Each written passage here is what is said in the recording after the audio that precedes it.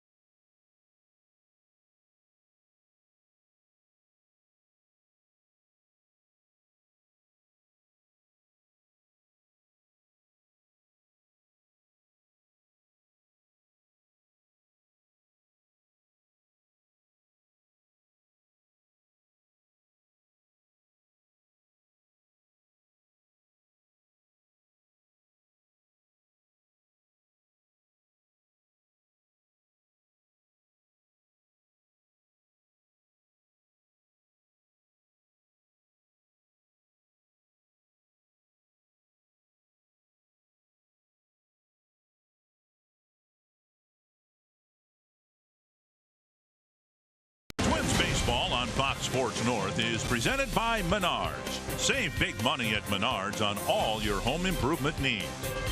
By Dodge. Visit Dodge.com or your local dealer today. And by Sanford Orthopedics and Sports Medicine for the everyday competitor in all of us. Tonight, the start of the final series of the year between the Indians and the Twins. The Twins have played the Indians pretty well straight up. It'll be Danny Salazar going for Cleveland, Tyler Duffy for the Minnesota Twins. And we welcome you to Target Field. Bert and I are very happy to join the Minnesota Twins in honoring Jacob Wetterling and the preservation of Jacob's hope.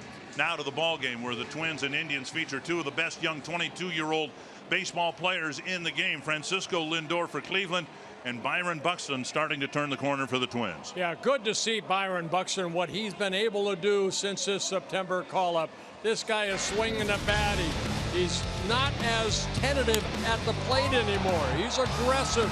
He's hit some home runs, 4 so far since his return, and hitting for power as far as extra bases too. Fun to watch this guy run the bases. What he can do on the field, it hopefully is now the excitement for the Minnesota Twins for the future. Francisco Lindor was drafted a year ahead of Byron Buxton. He arrived last year and immediately had an impact on a good Cleveland club, and looks like these two guys are going to be playing against each other for many years to come. Yeah, this young 22-year-old, I'll tell you what, he's a switch hitter. He's hitting well. He's currently on an 11-game hitting streak, a 300-plus hitter from both sides of the plate. He's not going to hit 30 home runs, but he's going to create so much excitement offensively. But not forget the defensive part of Lindor. This kid can place them short. Well, the Twins and Indians for the first of 3 here tonight. Twins will have a great say as to who wins the American League Central, who will be in the wild card field. They have a lot to play for. Even though they'll be watching the playoffs, they can determine who gets in and who does not get in.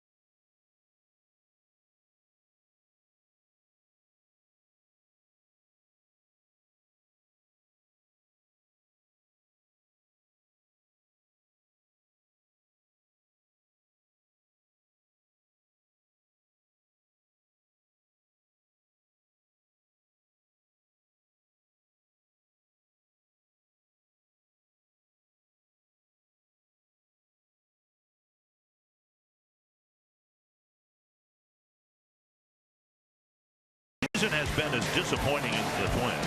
The only thing left in September is to play the role of the spoiler. Minnesota will have a big impact on who advances to baseball's second season, with 5 of the remaining series against teams with postseason aspirations. Tonight, the Central Division leading Cleveland Indians come calling, who have had plenty of trouble with the Twins. And the Twins have won half of the game so far against the Indians. Tyler Duffy has 3 wins against Cleveland. 2 of those came last year. His first outing against them this year was really good. And the last couple times the Indians have had some better looks and better swings against him. Well, Tyler Duffy making a recall right here. He was sent down to AAA on the 24th, making his first start since then.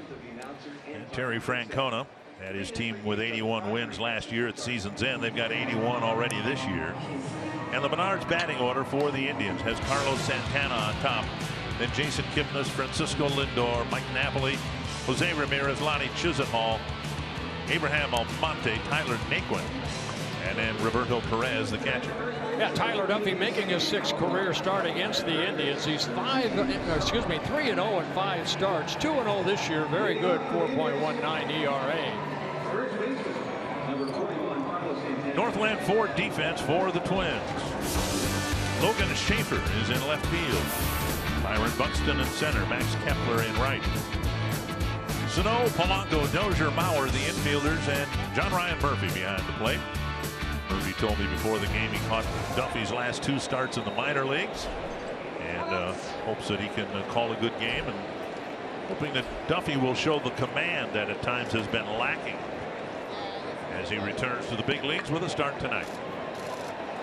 Santana up and away, ball 1. And it all keys off of that pitch right there, the fastball. Santana, very good eye at the plate. You have to throw him a strike. 3rd in the American League in drawing walks. To center, and Buxton retreats. He's there for the catch. 1 away. And before Kipnis' at bat, let's identify the umpiring crew. Bill Welke behind the plate. Vic Carapazza at first. Ryan Blackney at second. And DJ Rayburn at third. You can see the players wearing a patch on their uniforms in honor of Jacob Wetterling. And impressively, I think, should be pointed out, the Indians are also acknowledging the finality, the tragic finality of the Jacob Wetterling saga. They are too wearing number 11. Marnie will have more background on the genesis and execution of that. 1-1. Kipnis having a very good season.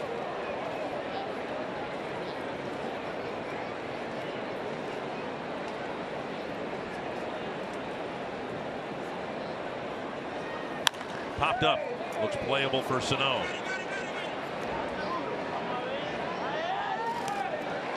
And again, Sano catching a cut off to the side. 2 down.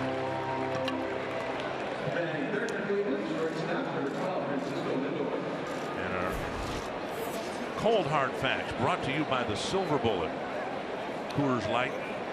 Tyler Duffy, when he has been given some run support, has picked up a lot of wins, 10 of them, and 10 decisions, which is 4+ runs. Yeah, 10 of the 13, you know, and you want to get them early too, because Duffy, sometimes, you know, you don't get many runs, you might make a mistake, and that negative thought is on your shoulder. And when the Twins are able to score some runs, he seems like he pitches a lot better. Duffy making just his 23rd major league start. He has 13 wins, 11 losses. Lindor gets rid of something around his ankles and apologizing to the pitcher. Strike 1. Now Lindor, we kind of highlighted Lindor in our open, just 22 years old, as we mentioned, he and Buxton, but Lindor from Puerto Rico. Last year hit .313, and this guy is a hitting machine, both sides of the plate. And a base hit with 2 gone. And that'll bring Mike Napoli to the plate. Mentioned in the pregame show with Duffy, his starts against the Indians, that ball right down the middle. His starts against the Indians have kind of symbolized what has happened to him in his big league career. Last year, teams didn't know much about him. He had great success other than that initial start with against the Blue Jays. He pitched very, very well and didn't look like a rookie pitcher at all. And then his first outing this year against Cleveland was very good, but now the last couple of starts, hitters, having seen Duffy a few times, have a little bit better idea what he's got out there, and they have made some changes and some adaptations. Yeah, back in July, got a no decision. Twins lost 5-4. He gave up 4 runs in 6 1/3 innings. Then the last time he faced him, back on August 3rd, he gave up 5 runs in 6 innings, but ended up getting the win when the Twins gave him a lot of run support. Scored 35 runs in the first 3 games of that 4-game series that started the month of August. 1-1 to Napoli.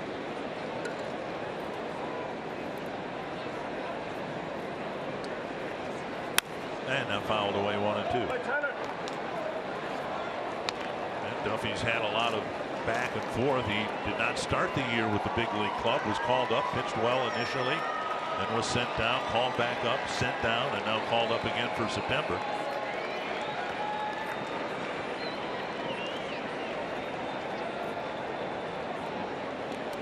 The Twins ended up sending down Duffy and Berríos on the same day, and that was a huge setback for this organization. Not that they didn't deserve or needed some time at AAA to get things turned around, but those two guys, Duffy and Berríos, the ball fouled back into the press box. Dick, I don't think as much as for Berríos, but I think the Twins wanted a little wake-up call for Tyler Duffy, taking maybe this big leagues for granted a little bit. His last two outings coming in August were not very good. I thought they might wake him up a little bit, and hopefully they have. He has big league stuff. You know, you look at Berríos, you look at Duffy in the minor leagues. Okay, they belong here. They've done okay at AAA. They belong here. Now it's a matter of can they be successful and consistent. Tapped to third. That's a fair ball, and Sano fires on the run. Perfect peg to Bauer, and the Indians are done in the first inning. Nice play by Sano.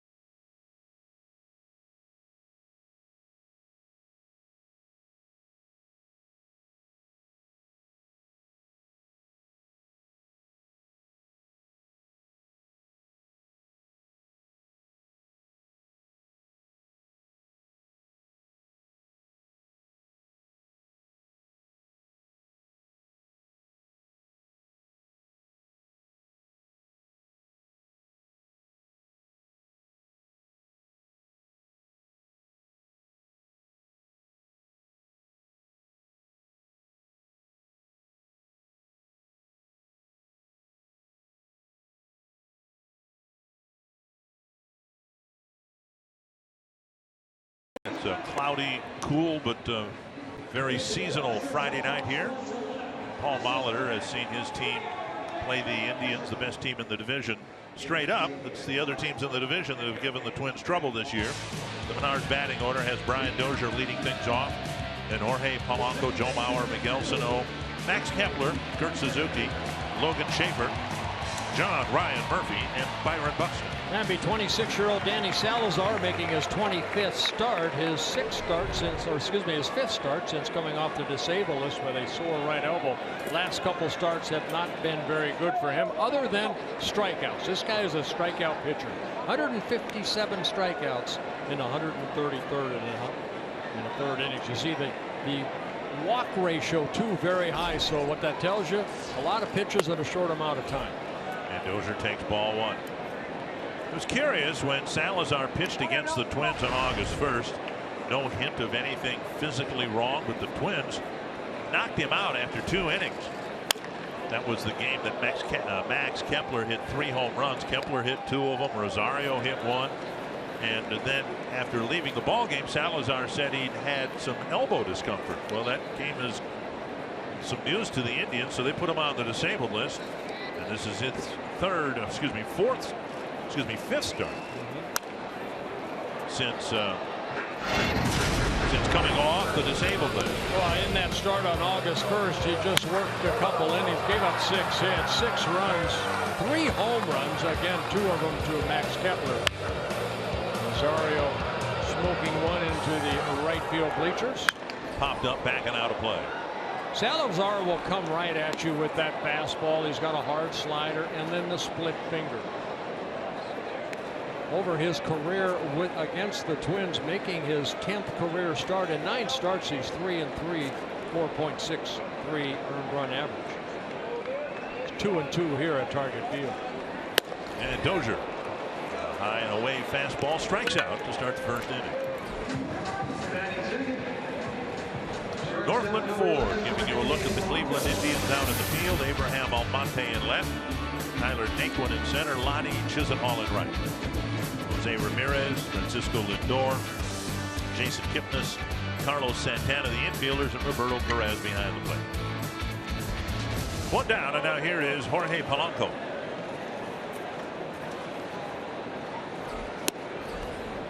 Strike over the inside corner.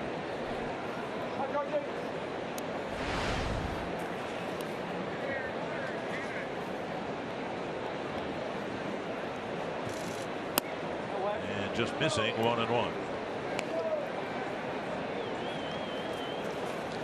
Salazar in his 4th season with the Indians. He made the All-Star team this year. He did not pitch. He was on the inactive list. 2-1. There's that splitter right there. Not wasting much time, getting right back on that pitching rubber, working about the middle part of the pitching rubber. And that call to strike, 2-2.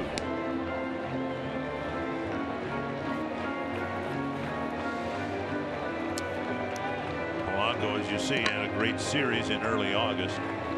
Looked for all the world like the month of August was going to be a breakthrough month for the Twins after a winning July.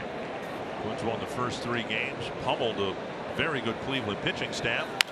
Tap to the right side. Santana stays with a second hop. And Salazar is at the bag. Polanco running and the helmet falling off, hitting his heel and bouncing about 15 feet in the air. 1 down or 2 down now. And that'll bring up Mauer. I don't know who it was, but I remember one time this happened, and you see the helmet take off, and it ended up, the bill of the hat ended up getting somebody's Achilles heel, and they ended up going on a disabled list because of it. Always surprised Eduardo Nunez that helmet all the time. He had the best idea, just get rid of it 30 feet up the baseline many times. 1-0 to Joe Mauer.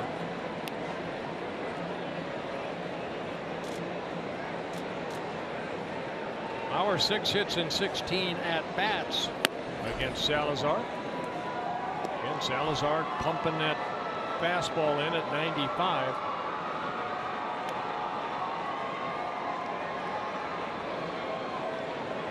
Joe hitting well against the Indians.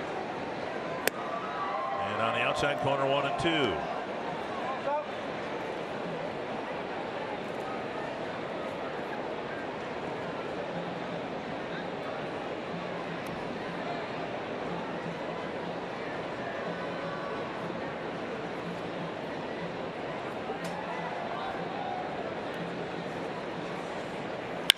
Driven to left.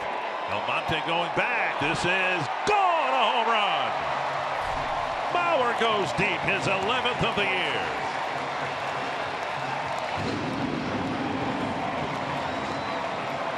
The Twins are hitting home runs. And Joe Mauer got a fastball and went with it the other way, as he does so well.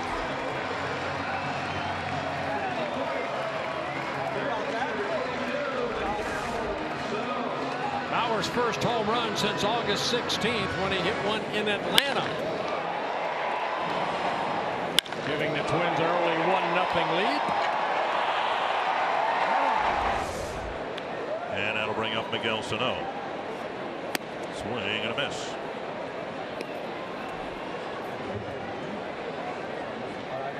Joe hit 28 home runs in his MVP season. Remembering it was just about 5 months that he played, but he had 28 home runs in 09. His second highest home run total is 13 back in 2006 when his good friend Justin Morneau won the league MVP and Joe won his first batting title. 1-1 to Sano. 2-1.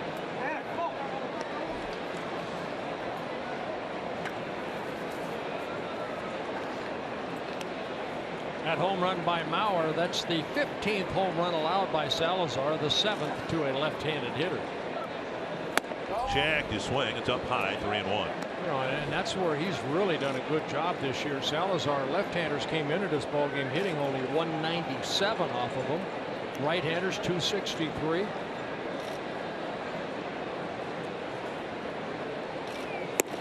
And Sano takes a walk, and that'll bring up Kepler. It was a night Max Kepler will never forget. He hit home runs in his first 3 at bats against the Indians, the first 2 against Salazar. And a few days ago, Brian Dozier hit 3 home runs in a game. Yeah, the third one was hit off of reliever Cody Anderson. And then Kepler hit another home run the very next day, and then went 4 weeks without hitting one. Yeah, 6 of his 16 home runs have been hit against the Indians. 1 strike to Kepler.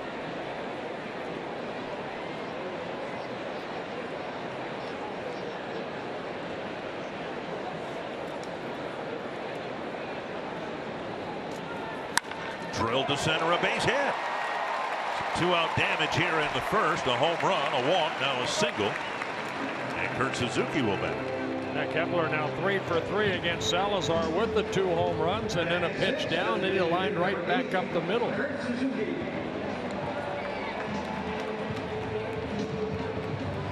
Suzuki 5 for 15, a home run against Salazar.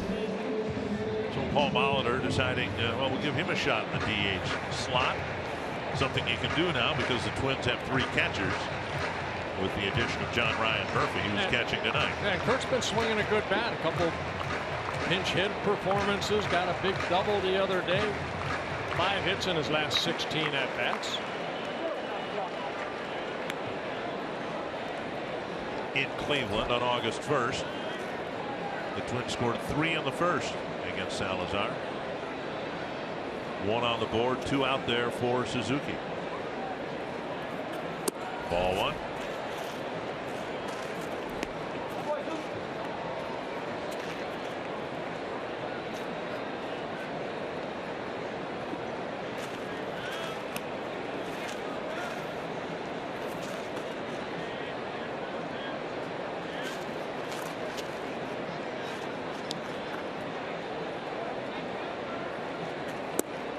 Down and away.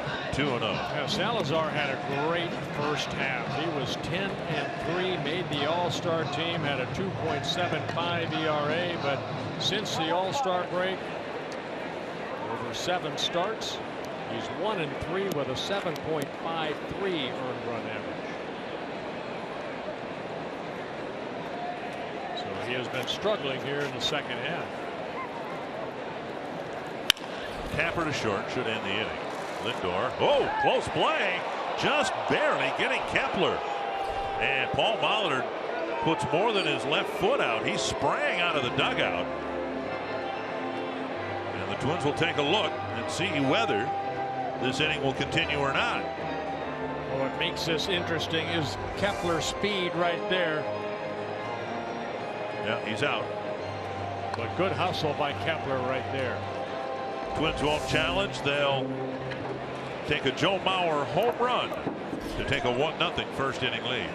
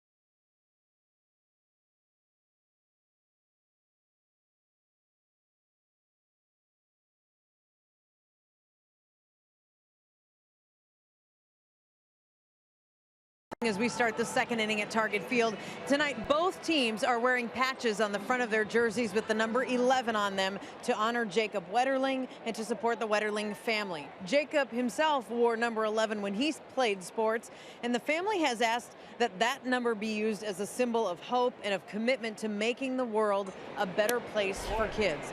Joe Mauer grew up in Minnesota, and he spoke today about the emotions of the week and said that the Twins are very proud to show their support for Jacob and for the Wetterlings. And Dick and Bert, these are game-worn jerseys, and they'll be auctioned off on the Twins website, twinsbaseball.com/auctions, and proceeds from this will benefit the Jacob Wetterling Resource Center. Very nice. Thank you, Marty. Top of the second, and an 0-2 count quickly to Jose Ramirez. And down and away, 1-2. It'll be Ramirez, Chisenhall, and Almonte. Last pitch, that changeup that has some movement, down and away.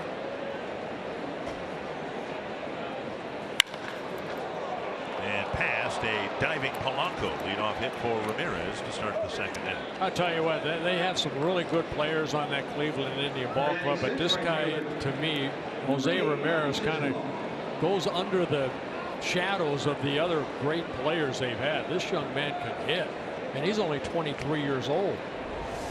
But look at the location of the fastball. Murphy wants it in, left out over the plate, and Ramirez taking it right back up the middle.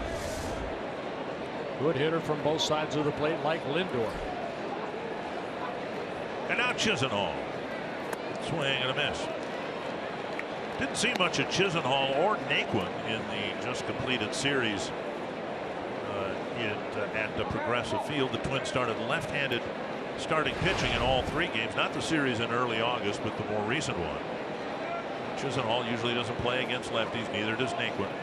Outside, 1-1.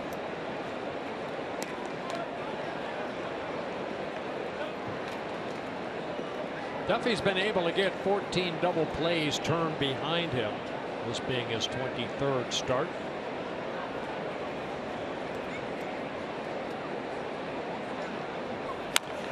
Dribbled up the line, foul. Indians have a 6-game lead over Detroit. What they want to do is to establish home field advantage through the playoffs that they assume, well, they're not assuming it, everyone else is assuming that they'll get into. You know, they've got the second best record in the league to Texas, but they're even in the loss column. 1-2 to center, and Buxton comes in to put it away, and he thought about a throwback to first, one down, and that'll bring up Almonte.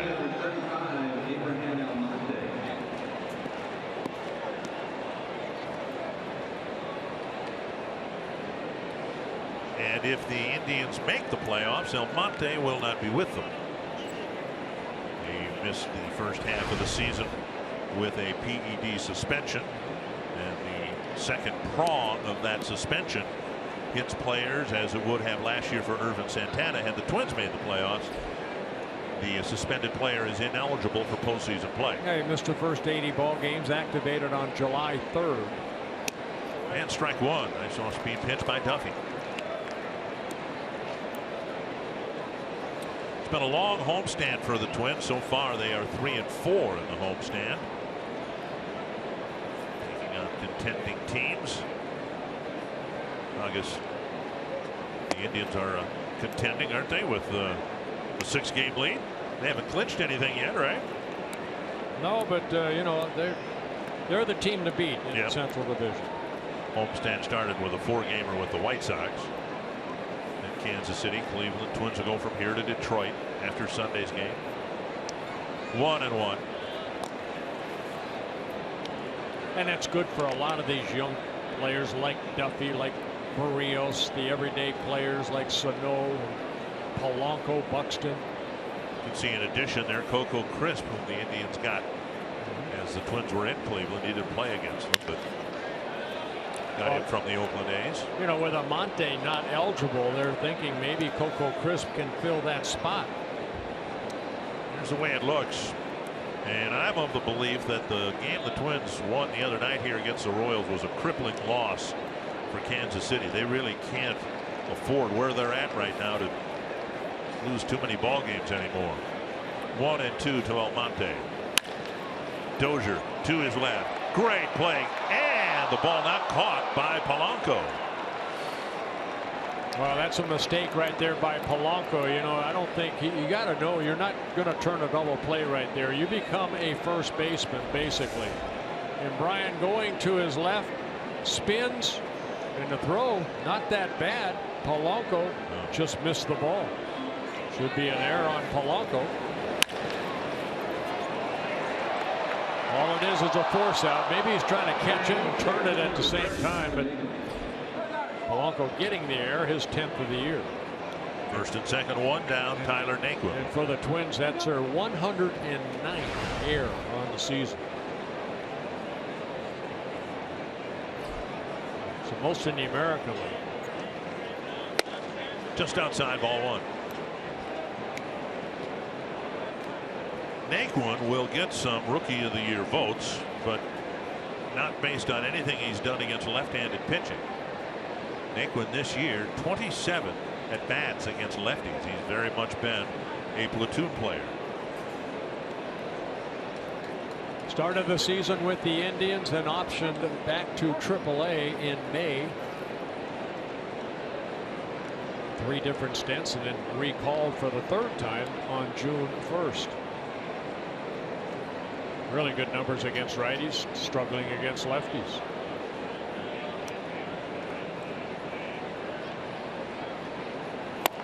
Just outside again, 2-0. Duffy has suffered from his inconsistent ability. Sometimes he's done it, but when he hasn't, really bad numbers been put up in situations like this. Dealing with a little adversity, such as the error. Now 2-0 to the batter. Swing and a miss, 2-1. And it's not something that we saw last year. I mean, he could rightfully claim last year in the last 2 months, Bertie, Irvin Santana or Tyler Duffy, they were 2 really good pitchers every time out. Yeah, he made 10 starts last year, 5-1, 7 of the 10 starts, quality starts. And off the plate again, 3-1. And again, quality start, 6 innings, 3 earned runs or less so far this year. In his first 22 starts, he has 7 quality starts, so not as effective this year. Could it be a sophomore jinx? Growing pains? 3-1. And learning pains. Or, and you're always talking about the importance of teams, players making adjustments. Other hitters now who've seen him a little bit making adjustments to his stuff. That's why that fastball, both sides of the plate, he's got to pitch hard in at times. Has a tendency to stay away. You got to bust guys in. He'll throw that curveball 3-2 when he feels comfortable with it. Popped up a foul ball that'll reach the seats. Even that pitch right there, you saw Murphy sitting down and away, and that ball was down and in. So watch the catcher, John Ryan Murphy, where he wants it, outer half of the plate, and you can see that ball where left-handers like it. Naquin just got underneath it. So Duffy got away with one right there. Better pitch. Foul. Better pitch there. I know, talking to Neil Allen about Tyler Duffy, one reason he was sent down because they want him to control his emotions a little bit better out on that mound. You saw in his last start against the Tigers, he got the first man out and reacted very animatedly behind the mound after the first out. You want to be competitive, but you don't want to let that other team know that you're frustrating the heck out of him. That ball just missed. So Duffy walking his first batter, and that loads the bases. Number 8 batter Naquin takes a walk, and now Roberto Perez.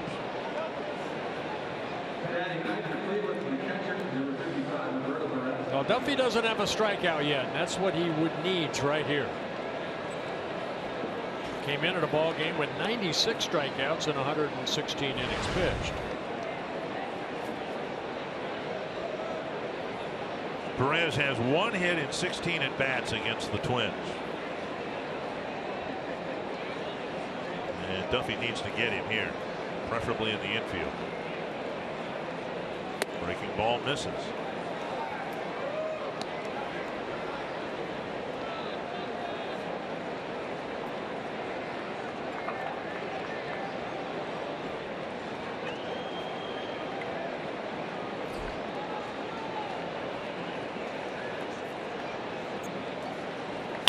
Wrapped hard but foul. See, these are innings that you consider under duress, and you hate to have that in the first 3 innings because that pitch count mounts. 12 pitches he needed to get 3 outs in the first inning. Right now Duffy at 34. So he's used 22 pitches and has had 1 out.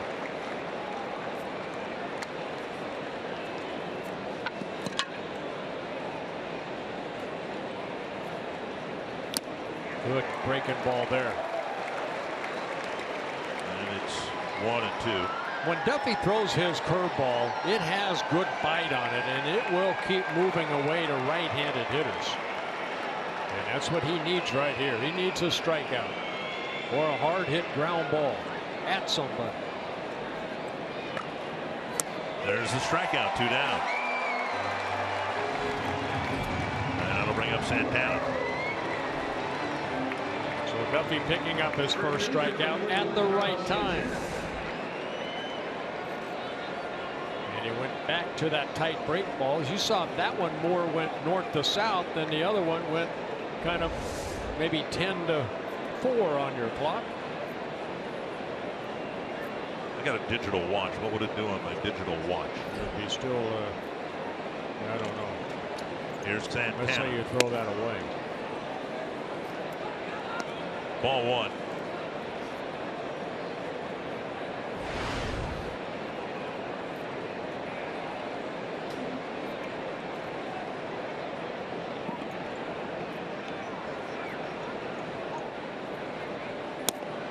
And now a strike. Listening to an interview with Justin Verlander today on MLB radio, and he was talking about how, you know, it took him a while to learn that when you're in situations like this, you've got to back off. Now here's a power pitcher talking about how important it is to back off at times to get some big outs. Fly ball left field. Schaefer comes in. Now how about that? On a changeup it looked like. Duffy backed off and he got Santana and left the bases full.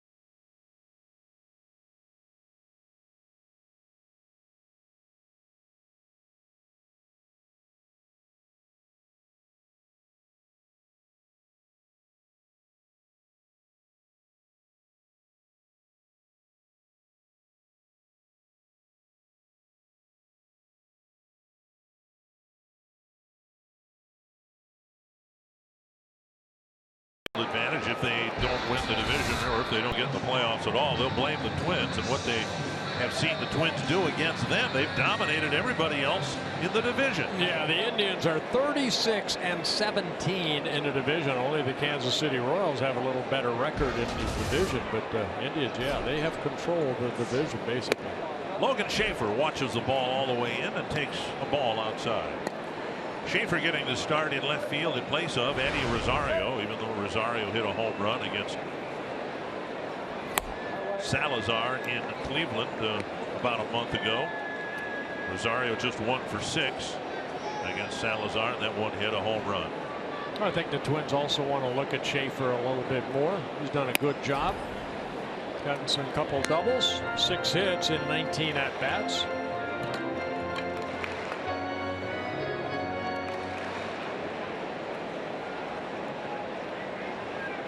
Two and one. And strike call 2-2. Schaefer's hit the ball hard since his call-up. Schaefer's never faced Salazar.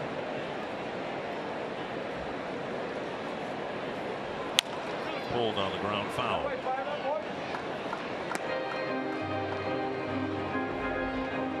Salazar had a really long first inning. Gave up just the 1 run on the Mauer home run. And as you said, that's kind of been par for the course for him. Long innings, a lot of pitches thrown. And Schaefer takes 95-mile-per-hour fastball, 3-2. When you have a manager, you know, once you get that 90 mark, Terry Francona and Paul Muller, the same thing. You know, you start looking in your bullpen, and this time of the year, the bullpens are loaded for both teams. And Schaefer does a nice job drawing the second Salazar walk. He's aboard. That'll bring up John Ryan Murphy. Again, coming into the ball game, 61 walks in 133 innings pitched. So, you know, that's average about 4.5 walks per 9 innings. Yes, he's a strikeout pitcher, but he also walks a lot of batters, which creates that high pitch count. And then you wonder how that might play in the postseason series, right. You know, because you're facing the best hitters, certainly better hitters than what you're going to face during the regular season. Here's Murphy. And one thing, you benefited, I'm sure, with the Pirates long ago, but in '87 with the Twins, and teams that get into postseason, they get to this part of the year. The Indians, I'm sure, have extra scouts flooding the possible contending teams. And as thorough as everything is these days, if there's a weakness in your game that is seen in September, it will be exploited in October. Well, I think the Twins know this. They're going to be patient against Salazar. You can see that pitch count, 32 pitches, only 16 strikes. So 50% of the pitches have been over the plate. You know, and going into postseason, as a pitcher that's been there, I know that, you know, you're still going to go with your stuff. You can look at scouting reports, but it's going to dictate what kind of stuff you have that day, how you're going to go about your business. 2-0 to Murphy. And a lot of times the scoreboard can dictate that. You get a lot of runs early, you're going to pitch different than if it's a 0-0 ball game. Could be 2. Lindor flips and double play. Pretty good trip to the mound by the catcher Perez. And with 2 gone in the second, a reminder that MLB.TV Premium, the #1 live streaming sports service, delivers everything you've come to expect and more. You can watch every out-of-market game live in HD on over 400 supported devices. It includes a free subscription to @Bat Premium, the #1 app for live baseball. Blackout and other restrictions apply. Visit MLB.TV for details. Byron Buxton takes ball 1. Yeah, that double play turned by the Indians behind Salazar, only the 9th with him on the mound. So more of a fly ball type pitcher. Swing and a miss, 1-1. The power surge for Buxton this past week. The result of him being more aggressive early in the count. He takes outside, 2-1. I like what Marnie, you know, reported on about Tom Bernansky and Buxton, their relationship, and, you know, your hitting coach has a relationship with you. as far as, you know, what makes you feel comfortable at the plate. And Buxton right there, you know, he said when he had 2 strikes on him, he kind of did that toe tapping. Now he still brings that left leg up just a little bit. That's more timing to keep the weight on that back foot, even with 2 strikes like that. And now a full count to Buxton with Dozier on deck.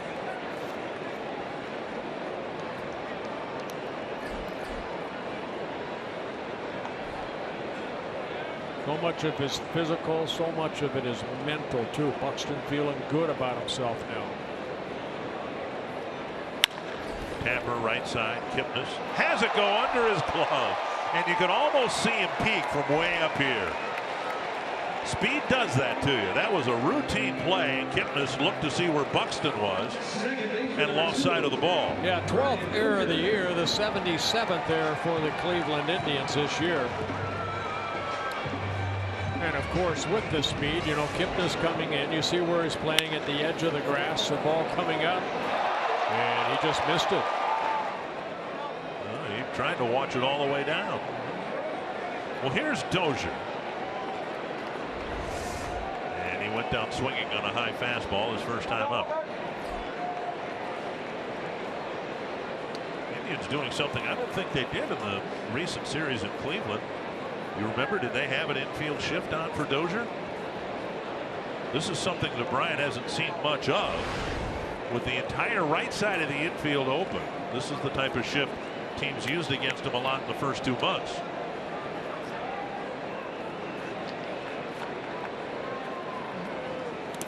Oh, backhanded scoop by Perez.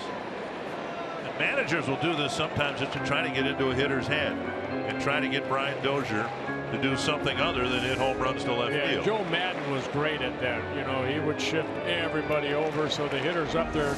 You basically look, if I hit a ground ball to second base, it's a free hit. But Brian Dozier right here with 2 outs, he's not looking to hit that ball to right field. He's looking to hit it in one of those seats on left field.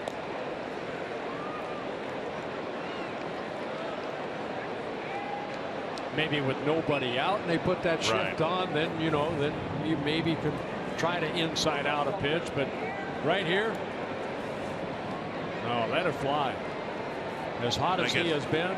I guess that's my point. I don't think they had the shift on when he led off the bottom of the first inning.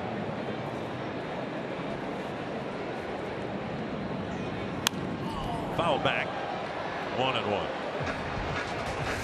And within his remarkable season dominance over the American League Central teams, I guess except for Detroit, 11 home runs against the Royals, 8 against the White Sox, only 3 against the Tigers. Yeah, you know what? And he's hitting .306 coming into this ball game into 56 games against the Central. So yeah, he's hitting against clubs that are in the division very, very well. Slugging percentage of .744. Foul back again. And an on-base percentage of 1.116. On base plus slugging, OPS.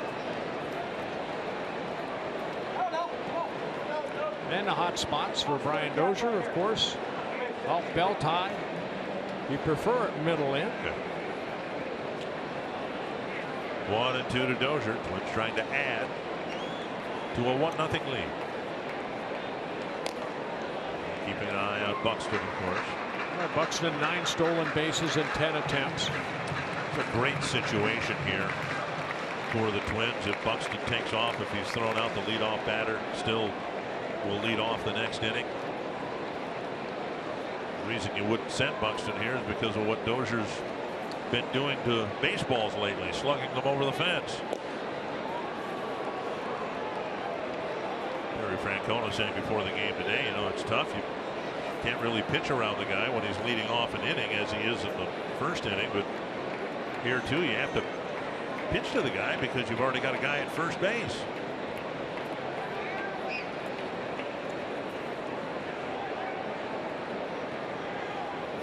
Wrapped to third, a fair ball. Hits the sidewall, bounces away from Almonte. Buxton, of course, is going to score, and it's a 2-0 ball game.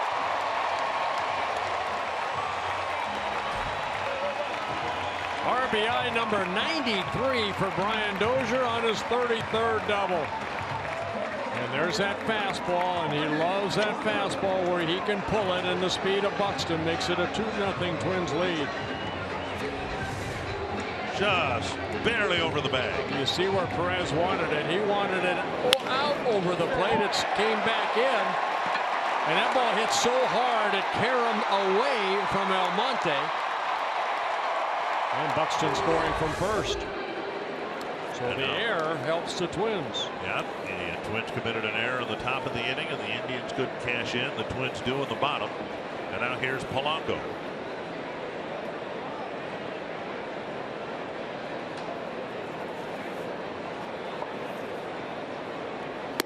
Up and in, ball one. So it will be, regardless of whether Polanco comes through here, this will be a longer than hoped for inning for Salazar because of the Kipnis error. He had 24 pitches in that first inning. Right now this will be pitch number 22. This inning. Jack to swing, 2-0. Polanco tapped out to the first baseman Santana, his first time up.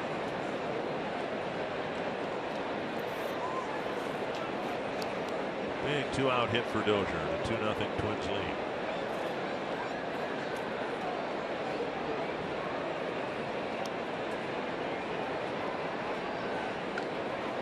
Popped up near the Cleveland dugout. No play. And it's 2-1.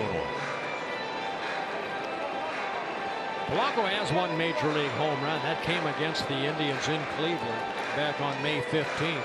Against Trevor Bauer. Twins 5-1 win.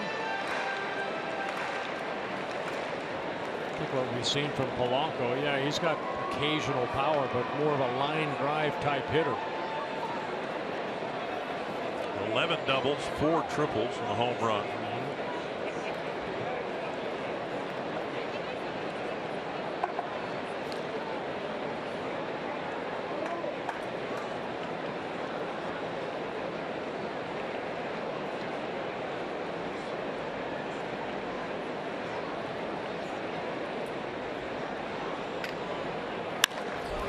Field. Monte retreats a few steps to end the inning.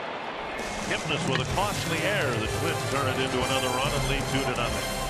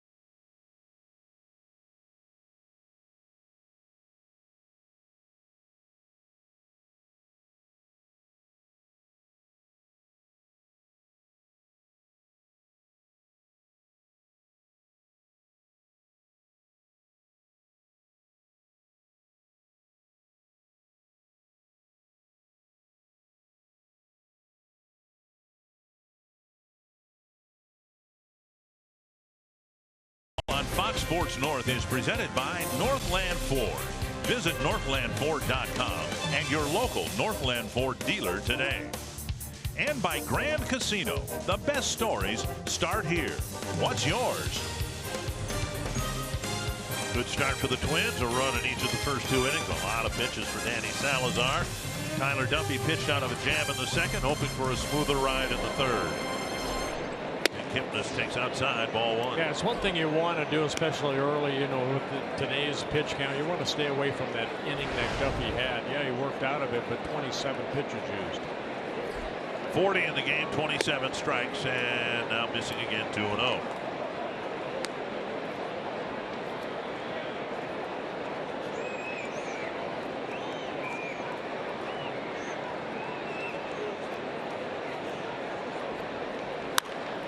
Popped up, and it'll reach the seats.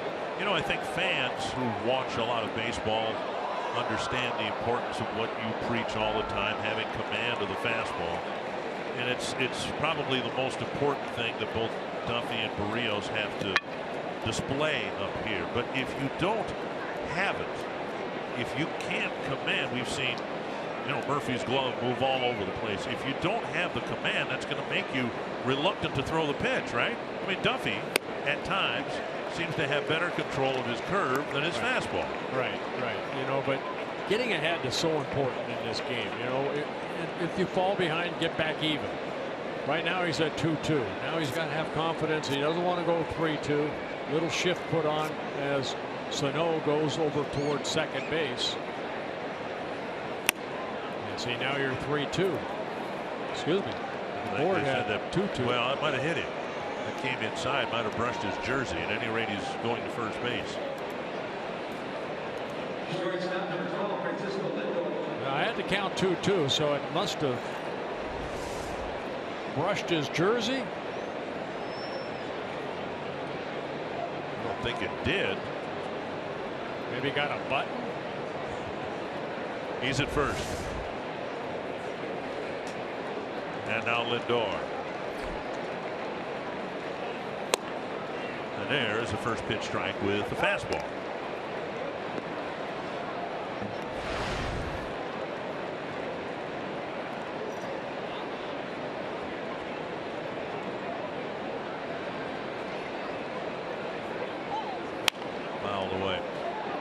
Changeup right there. As I mentioned, that changeup is almost like a little screwball. Has some little bit of movement down and away.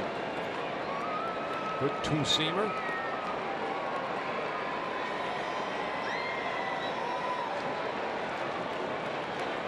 Keep an eye on Kipnis at first too. Indians like to run. They have 1,100. Excuse me. Gee. Yeah, they have a lot. 111 stolen bases. Back to Duffy. Make sure a one. Low throw, and Polanco can't make the play. You kind of saw it coming. I said, make sure a one. As a pitcher, you cannot turn the double play. You have to let your second baseman or shortstop make the double play. All you can do is get one. Ball hit softly. He's got plenty of time, and he throws a sinker. Good movement. Yeah, with Lindor flying out of the left-handed batter's box, they wouldn't have gotten two anyway. So the second Twins error, this one charged to Duffy. And now he'll have to pitch around his own error. First and second, nobody out, and now the danger is Mike Napoli.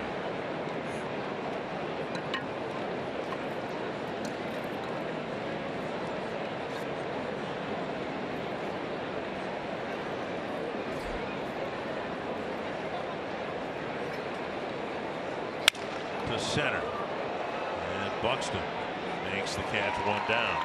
And right off the end of the bat creates that fly ball out, so a big first out for Tyler Duffy.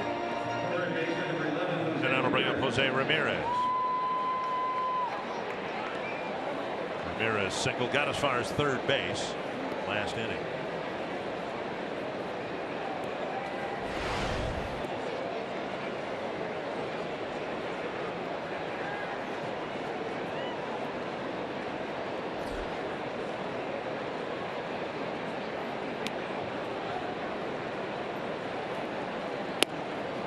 And a strike. Good curveball there for strike one.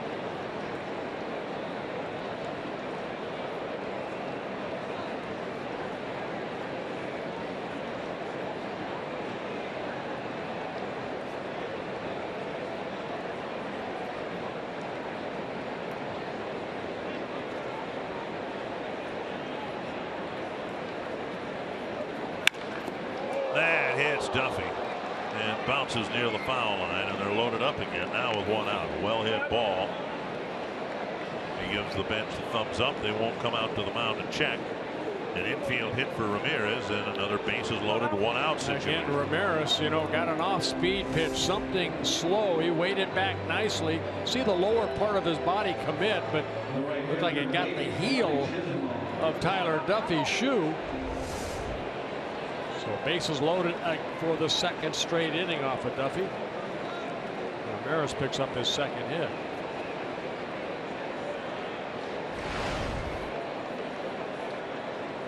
Here is Chisenhall lined out to Buxton, his first time up. To left center and deep to the gap. That hits the base of the wall. It'll score 2, and the third run will be held with the throw cut off by Mauer. A double for Chisenhall to tie the game. Still only one out.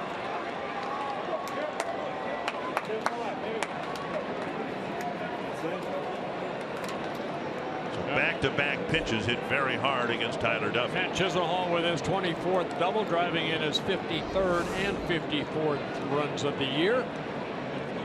Ball down, then he takes the other way. Ball came within maybe a couple 10 feet of being a grand slam, but instead it's off the base of the fence. Schaefer gets it back in. We got a tie ball game. Duffy pitching with reverse splits, which means that right-handers are hitting much better against him than left-handed batters are. Right-handers hitting well over 300 against him. A guy with a good breaking ball. Yeah. You would think he'd be a lot tougher against righties than he's been. Yeah, lefties hitting .271. He's given up 22 home runs, 16 to right-handed hitters. Now Almonte will bat. He reached on the Polanco error. Dozier made a nice play on his ground ball. Threw in the vicinity of second base, and Polanco didn't catch it. Middle infielder's back. Corner infielder's up. One away. Check swing foul. One strike.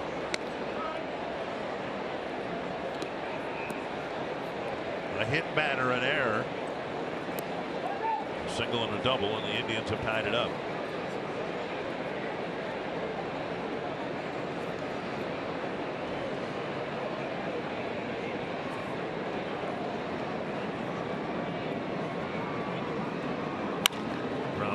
Dozier, and Almonte's retired. The go-ahead run comes in. Ramirez from third, Chisenhall to third, and it's a 3-run inning. Fox Sports Supports is proud to team up with the Mission Continues as we commemorate the 15th anniversary of the events of 9/11 all over the country. The Mission Continues is bringing together veterans and civilians through local service projects and honoring this day in history by giving back to our communities. Visit foxsportsupports.com to learn more. It'll be the 15th anniversary on Sunday. Here's Tyler Naquin. Does it seem like 15 years ago to you? I wish it did not happen. Yeah.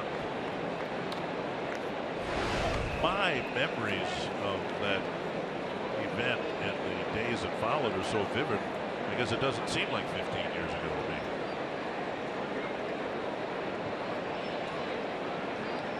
One strike to Naquin.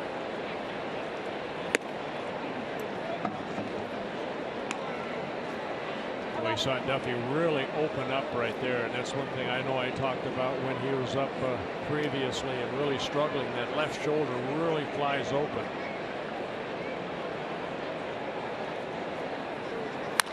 Change up whacked into right field, and it'll be a 4-run inning. And Duffy not only a little bit, you can kind of blame this inning on himself by not getting that force out at second base off the bat of Lindor. But right there, a pitch left up, and Naquin picking up his 41st RBI. It's made about bell time. Get through the infield. Third hit of the inning, and now Roberto Perez. And this is what you're talking about, Duffy. I think last inning when he worked out of that triple or double or bases loaded situation. staying away from that multi-run inning has been a disaster for Duffy, really, in the second half. One strike to Perez, struck out, big out in the second inning. Indians have had bases loaded, one-out situations in back-to-back innings. Duffy survived the first situation and has given up 4 runs the second time around. 2 strikes.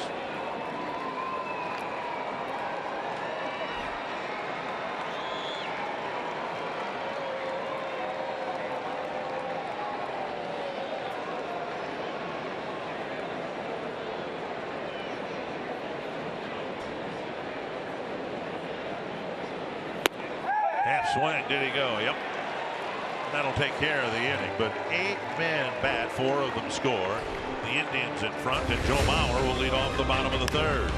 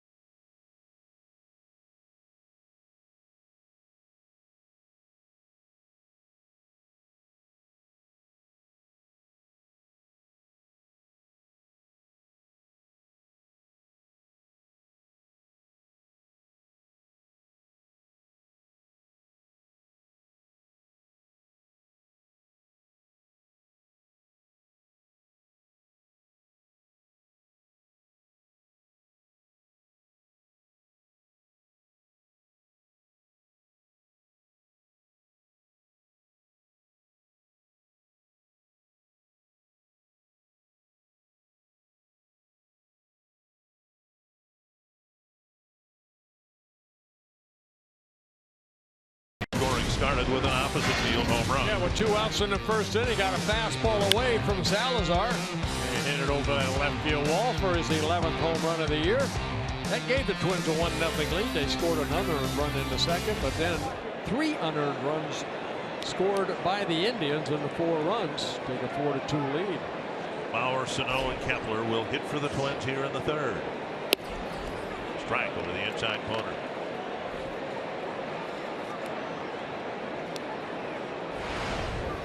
Talking with Joe today, he has always used an ash bat. It's the lighter colored bats, and it doesn't look too common these days. Trevor Plouffe uses ash bats, and everybody else apparently on the Twins team uses a maple bat.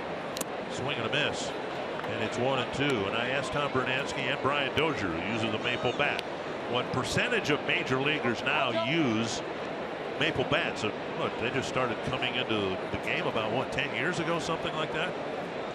And I was told 85–90% of major leaguers now use maple bats. Same play that Santana had in the first inning on Polanco's ground ball, and he makes it here on Mauer.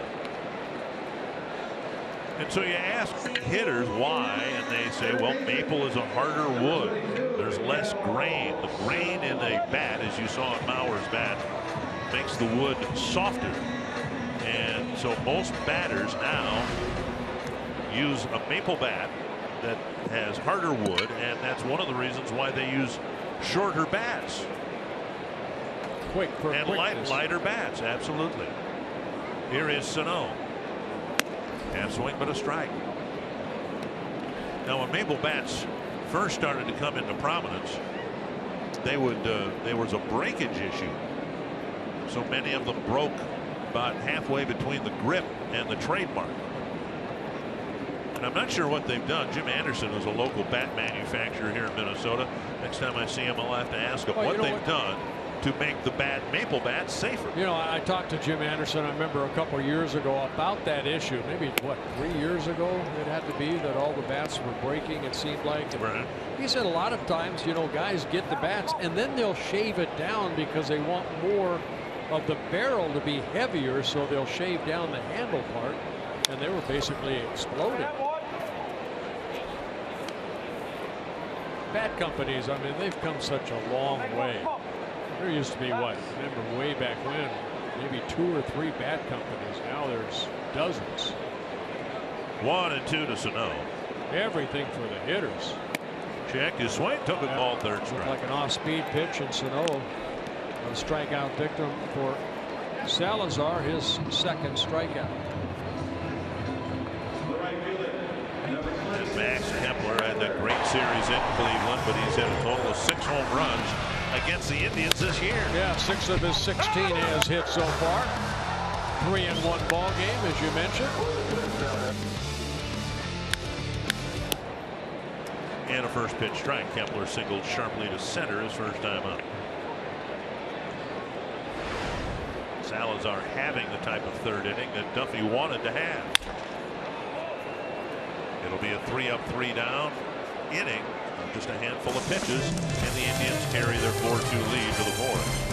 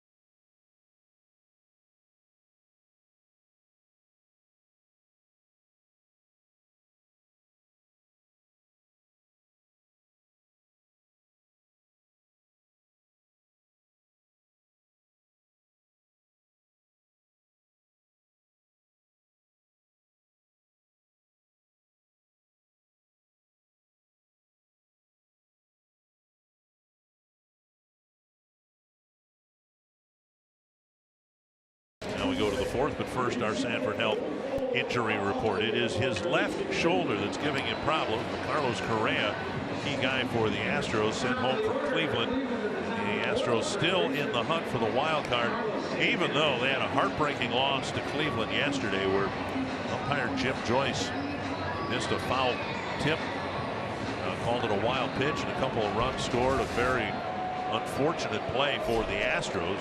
A.J. Hinch was tossed because of it, and the Indians benefited because of it. Here's Santana to start the fourth. The line foul. Santana with a fly to center and a fly to left. Yeah, for Santana, here we are in the fourth inning. It's already his third at bat, so third time through the lineup for Tyler Duffy. And that's really the one of the main reasons why you see, I think, the role of a leadoff hitter change. The Twins have Brian Dozier leading off, and one of the reasons it makes sense is he's been their best hitter. So over the course of a season, every spot in the batting order in terms of appearances is diminished by about 20 at bats. So wouldn't it make sense? Your best hitter used to be, you'd want him hitting third in case there are guys on base, but if he were to hit all year in the leadoff spot, Brian Dozier would have 20 more at bats than whoever hits second. A speed pitch over for a strike. Now the shift put on by Paul Molitor as Sano goes from third base back over behind second.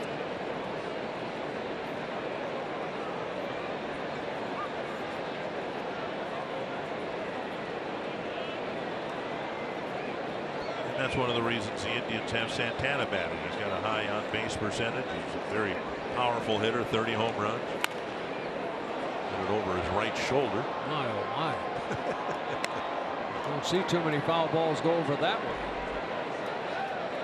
From a left-handed hitter. Again, he draws a lot of walks too. 85 walks on the season. That's third most in the American League. Mike Trout leading. Santana and Napoli each in the 30 home run club. Napoli with 31, and now that pitch taken inside, and it's a full count. If he retired Santana leading off the first, but the leadoff men have given him trouble here in the next 2 innings.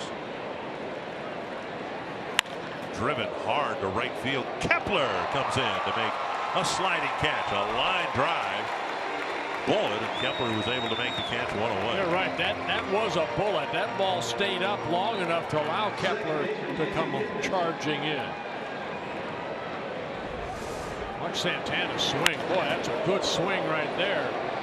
For Kepler making a nice sliding catch for the first out.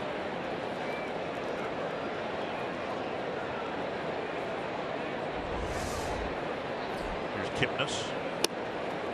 Ball one.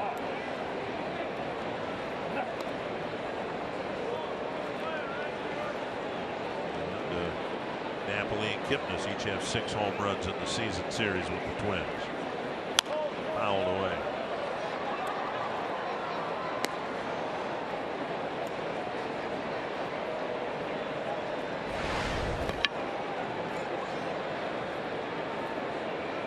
Good strike percentage for Duffy, almost 70%. This will be his 69th pitch, and outside.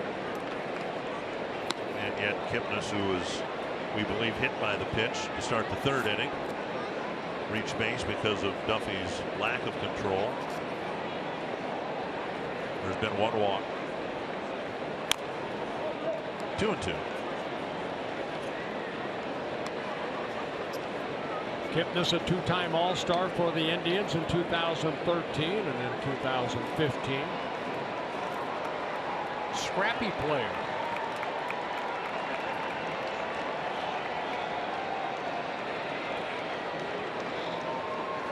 And Kipnis strikes out. It's in the dirt. Murphy's got to make a throw. 2 down. Duffy picking up his 3rd strikeout. What makes the Indian run so remarkable, and it's kind of hard not to pull for these guys, as they've gone through this season, have the 2nd best record in the league without their best player, Michael Brantley, who's been hurt with shoulder problems. A year ago here at Target Field, he suffered an injured shoulder to his throwing shoulder and hasn't been able to come back. Here is Lindor. Well, it's a good team. Terry Francona's put together a very good team. They're hitting .266 as a ball club. 3rd best in the American League. Of course, Boston Red Sox, they're hitting about .400 as a ball club. My goodness. Meeting with the media today, somebody was trying to get some answers from Francona about his managing style, and he asked Francona whether he thought he was ahead of the curve or behind the curve, and Francona deadpan said the only thing he knew about the curve is he couldn't hit it in high school. You know, he just kind of goes by reaction. He's very well prepared. I think all managers are now, but you know, he will do somewhat unorthodox things. They acquired Andrew Miller. They've used him as early as the 6th inning. He grew up in the game of baseball. Yeah. You know, his dad Tito was a great player. And Tito was managing the Aberdeen team in South Dakota when Terry was born. Check swing. Yeah, Boston leading the American League in hitting at .286, then Detroit at .267, Cleveland at .266. But what stands apart is their pitching staff. Very, very good, solid pitching staff. Best ERA in the American League. 2-2 to Lindor, and just up and in, full count. Didn't miss by much right there. Duffy would like to have that 1-2-3 inning that Salazar had in the third.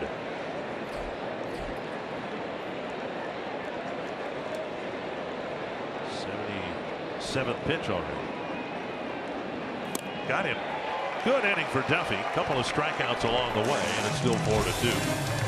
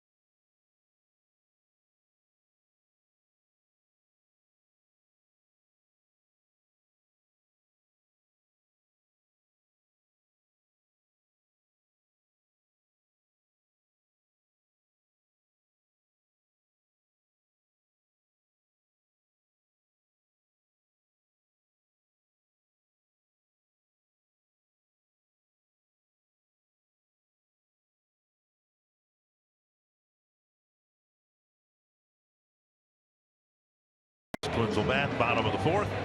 Kurt Suzuki, Logan Schaefer, and John Ryan Murphy. Suzuki tapped to short to end the first inning. Twins scored a run on the Bauer home run, got a walk and a single after the second out. And then Suzuki hit a bouncer to short. Kepler almost beat the short flip to second base. Up and in.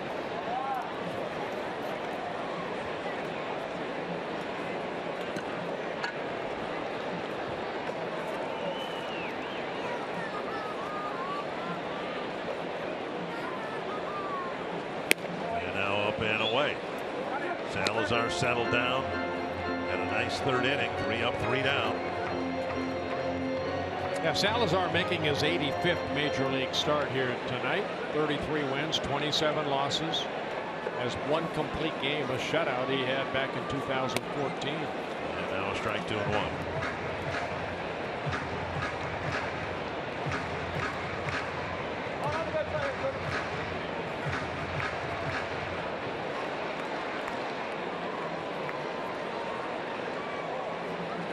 Popped up behind second base. Kipnis out. Naquin in. One down. 5 in a row. Now retired by Danny Salazar. Yoga Night at Target Field, presented by Mayo Clinic, is Thursday, September 15th. Twins are on the road, but this special ticket package includes an exclusive Twins branded yoga mat, a game ticket for the Mariners series September 23rd to the 25th, and a donation to the Twins Community Fund. Join your fellow yogis for an evening in the outfield for this hour-long yoga class. For more information and to purchase tickets, visit twinsbaseball.com/yoga. And just a shame that we're on the road. Have you ever thought about doing yoga? I've said on the air, every year I get a little bit closer. I think it's great for people to increase and maintain their flexibility. And from what I've heard, it's for the mind. From what I've heard, it's something I need to do. 2 strikes to Schaefer.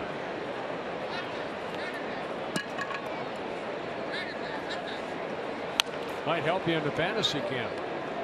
Little yoga. Maybe we could do that. We'll start a little yoga at the beginning of fantasy camp.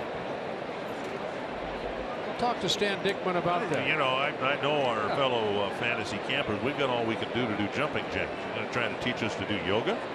A lost art. Jumping jacks? Yes. Missed inside 1-2. Perry Castellano, the physical fitness guy, he doesn't believe in jumping jacks. We grew up on jumping jacks. That was the first thing we did. I remember at Tinker Field when we got together as a team in spring training. Hey, let's go. Give me 20 jumping jacks. Fouled away. And at home, I'm sure you probably turned on the Philco radio, waited for it to warm up, and then you as a family did jumping jacks, I suppose. Listen to the radio. We didn't have TV back then. I know. 1-2 to Schaefer. Twins trying to shorten Salazar's groove that he's been on, and this one flipped foul again. Well, he's not going to stop continuing to attack the strike zone. That's what Danny Salazar is all about. Yes, his pitch count will get up there, but this guy's a strikeout pitcher. Only has 2 so far in the ballgame, but over his last 2 starts, he had 21 in just 11 1/3 innings. And Schaefer strikes out. 2 down. That'll bring up John Ryan Murphy. There's strikeout number 3.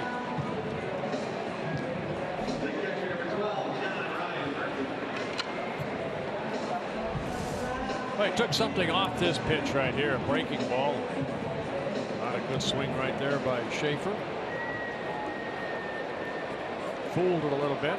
Just hoping maybe he could have fouled that off, but swung through it. John Ryan Murphy bounced into a double play in the 2nd inning. Salazar had a long 1st inning. This ball looped to right and down for a base hit. And Murphy aboard with a flare to right, and that'll bring up Buxton.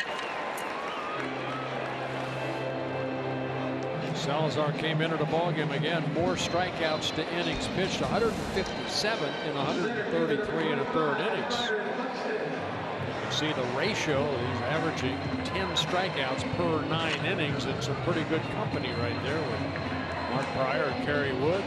Strasburg, who might be out the rest of the year. Andy Johnson.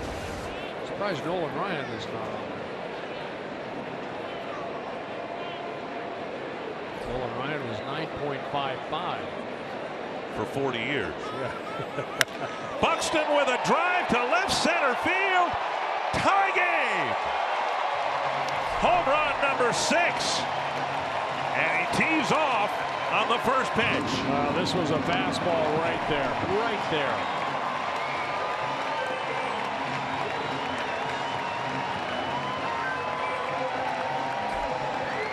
Such a pretty swing that was right there. Maybe sitting on the fastball. You know, we've seen the more aggressive Buxton this time around. And he jumped all over that. 2nd home run for the Twins. Take a look at the pitch.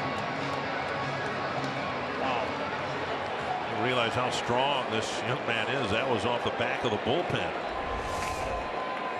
Tied at 4, and now Dozier. Twins with 2 home runs in the first 4 innings against Salazar. Now remember here on Wednesday night, you know, with against the Royals, Herrera came in, and you know he's going to pump those fastballs in there, and Buxton hit that home run. Likes to extend those arms. And a strike call, 1-1. Good for Byron.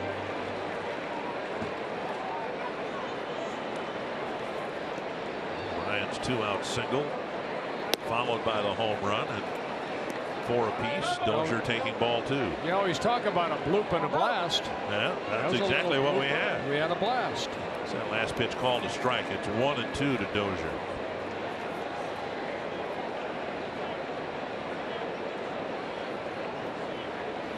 And Dozier strikes out. Twins with some 2-out hitting. All 4 of their runs have scored after the 2nd out, and we've got a tie game.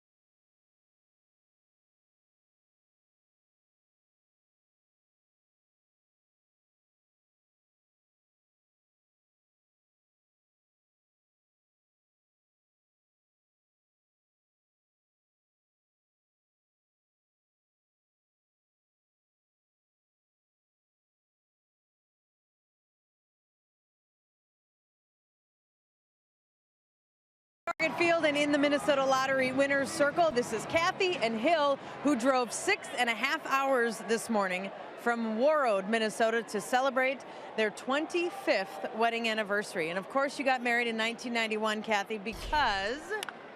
Well, I heard Bert was hurt and he couldn't pitch that year, so... Hold that thought for a second. Hold that. Mike Napoli just crushed one into the third deck. My, oh my. And it's 5-4. Go ahead, Marty. Well, Kathy, continue your thought, because we don't want to look at this home run, so distract us, please. Because I heard that Bert was hurt in 1991, my husband has said, yeah, sure, we can get married. Bert's not pitching, so I have time. So we did. So, Hill, you planned your wedding around Bert Blyleven's pitching health, correct? We did do that, yeah. And how's it worked out? Really, really good. He's in the Hall of Fame, and you've been married 25 years. Our Hall of Fame. Yes. Oh, yeah. Well, congratulations. $100 worth of scratch-off tickets and a big circle from Bert. Hey, thank you very much. Well, you were both here by circle. Happy anniversary. And I was hurt all 91, but I was with the Angels then. I wish I was with the Twins. Jose Ramirez will bat. Warroad, of course, way up there, almost into Canada. Here's a liner in the left field, a base hit. Duffy's really been struggling here the last few innings. And Ramirez again getting another pitch he can handle and picks up his third hit. 3 hits for Ramirez. Indians went down 1-2-3 in the fourth, but Napoli absolutely crushed Duffy's first pitch of the fifth. Watch Napoli, 32 home runs now. That is a career high. 463 feet they measured to that. Here's Chisenhall. Swing and a miss, and Murphy with a nice pick on a pitch in the dirt. Starting to get loose down in the Twins bullpen. You know, the Twins have had success when they've had success against Napoli. They've got a good, hard fastball up against him, and he'll swing through a lot of those. But if your fastball, and right now Duffy's is registering 90-91, that's not enough to get Napoli to swing and miss up there. Well, that's another good find for Terry Francona and the Cleveland Indians getting Napoli. 32nd home run. We mentioned Santana has 30. And now 0-2 to Lonnie Chisenhall, that drove in 2 runs with a double his last time up. He's hit the ball hard twice against Duffy tonight, lining out to Buxton in the second.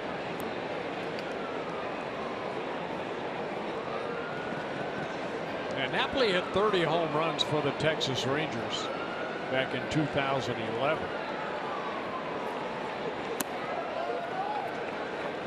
Ball. Buddy Boucher's getting loose.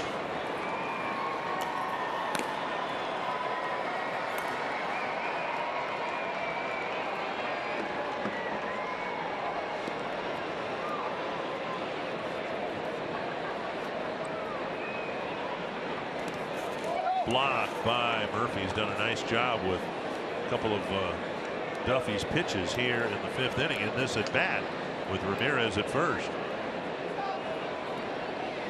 Well, you know you're going to get a lot of curveballs when Duffy's out there, and you have to be able to block him, and Murphy does a good job at deadening that ball, jumping on it.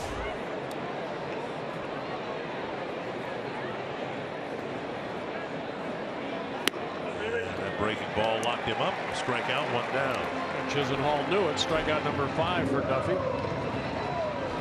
That home run that Duffy gave allowed, that's his 17th home run that he's allowed. 2 right-handed hitters, 23 overall. Again, right-handers came into this game hitting 327 off of them.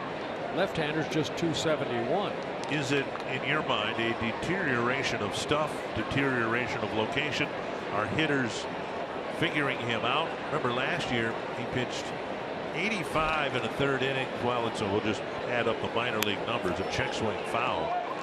138 minor league innings, and he gave up 1 home run in 138 minor league innings, and then he gave up 2 in his debut to Toronto and only 2 more, a total of 58 innings and 4 home runs last year. That's the minor leagues, Dick. This is the big leagues. This is where big boys play right here. No, but I'm asking about the 4 home runs in the 58 innings last year. I mean, he didn't give up home runs. Right. But you know what? Even that pitch to Napoli, what is his thought process right there?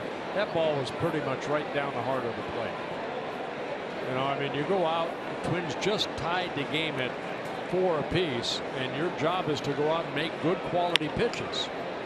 Buxton on a short fly ball, sprints in and makes the catch, has a chance, but the throw is high off the screen. They would have had a double play, but Buxton overthrew Mauer by plenty. 2 down. No error. Still a great running catch by Buxton because he was playing pretty deep. He had to utilize his speed. And then right there, seeing that Ramirez was about halfway on the run. Just kind of overthrew Joe Mauer. And that screen that's in front of dugouts now saved the Twins from Ramirez not being able to go to second base. That would have been the 3rd Twins error. As it is, a nice running catch, 2 down. Tyler Naquin will bat. Naquin with a walk in the 2nd and an RBI single in the 3rd.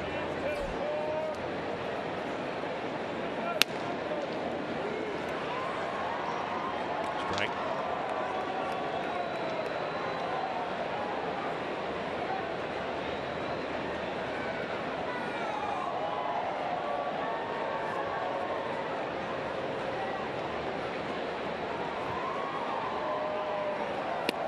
Miss.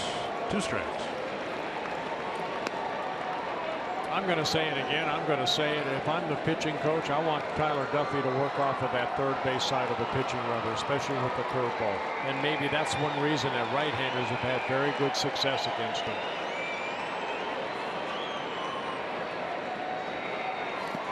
Blocked by Murphy. 3rd pitch. And the appeal and a check swing strike. A strikeout to end the inning, but Napoli with a bomb to the 3rd deck has put the Indians back in front.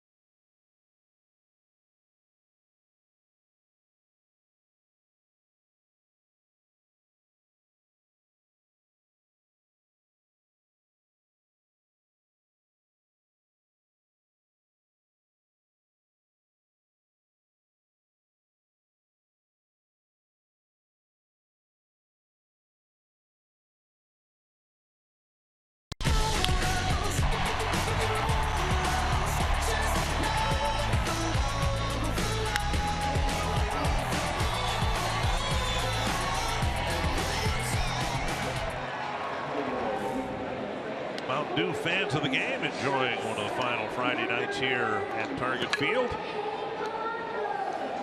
And the Indians have moved back in front.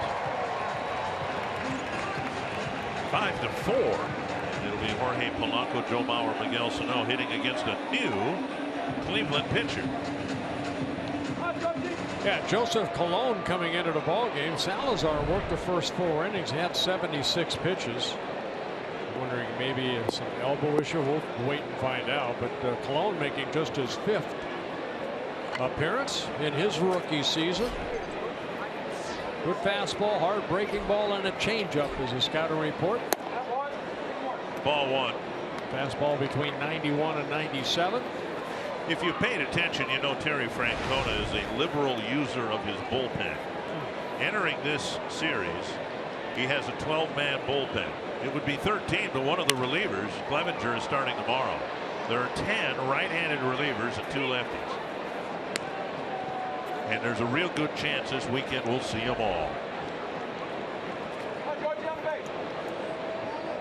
1-1 to Polanco.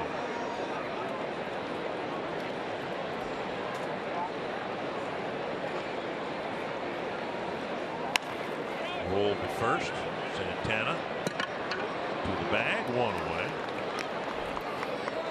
I'll bring up Bauer. Tomorrow a full day of college football begins at 10:30 a.m. Central on FS1 with Central Michigan and number 22 ranked Oklahoma State. At 2:30 SMU takes on number 23 ranked Baylor. Then at 6 on Fox it's BYU against Utah, followed by Texas Tech against Arizona State at 9 on FS1. 1 away, here's Bauer.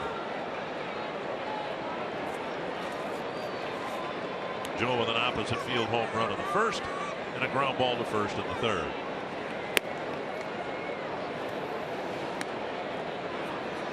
Strike one.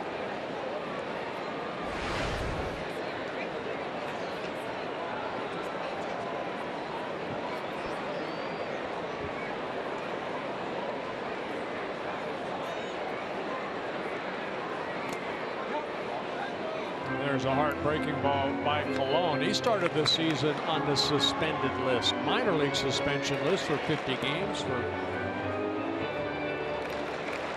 league drug program.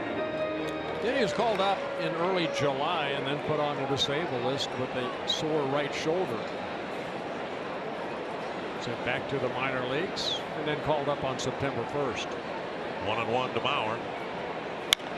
Tapper right side. Kipnis gets in front of it. 2 down. That'll bring up Sano. Twins would like to see Sano to finish with a strong final 3 weeks or so. His average has just kind of been languishing there in the 240s, and I think the Twins believe that he is going to be a better hitter than that in terms of batting average. Home run numbers have been, well, the home runs have come occasionally, but he hasn't really been on a run like Kepler was on, Dozier's been on, and for that matter, Byron Buxton is on right now. Popped up right side. Santana crosses the line and makes the catch. A 1-2-3-5 for Colon.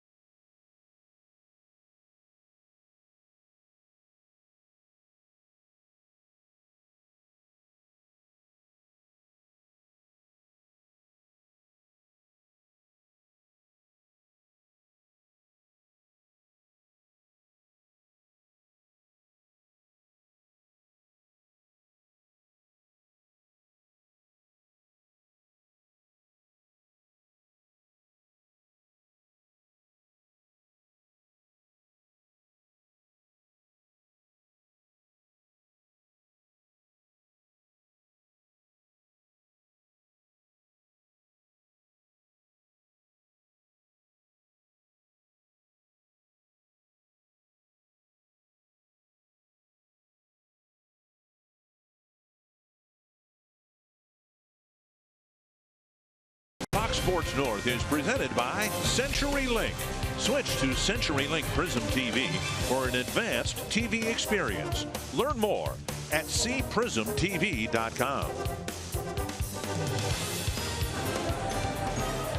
5-4 Cleveland going to the 6th inning, and now the Twins go into their bullpen. Buddy Boshears coming out of the pen to relieve Tyler Duffy. Yeah, Buddy making his 28th relief appearance, his 4th since being activated on and off the disabled list on September 2nd. Boshears put on a disabled list back on the 11th of August with some soreness in that left elbow.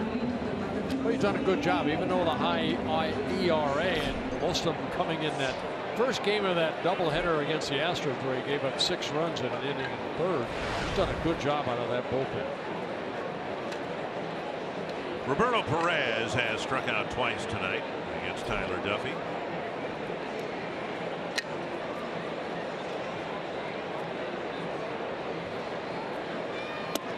Inside ball 1.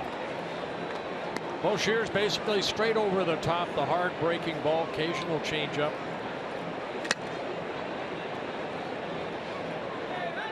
Started his season in AAA Rochester, called up in May.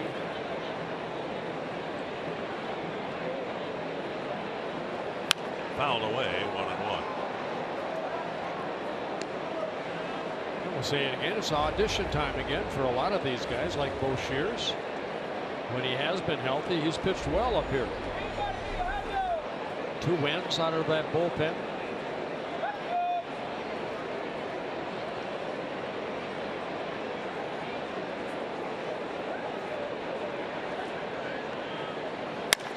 Driven to the right field corner, but it'll turn right and go foul. Long ways down that right field line.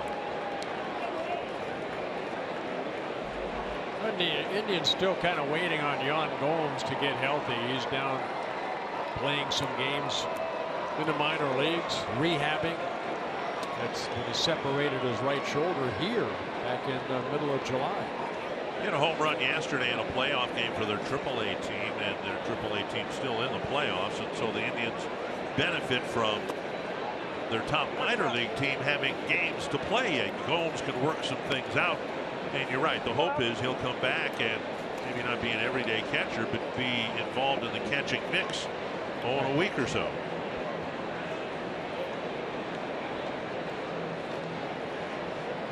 Two and two. Terry Francona was talking about that, is that, you know, Gomes will come back and very little will be expected of him.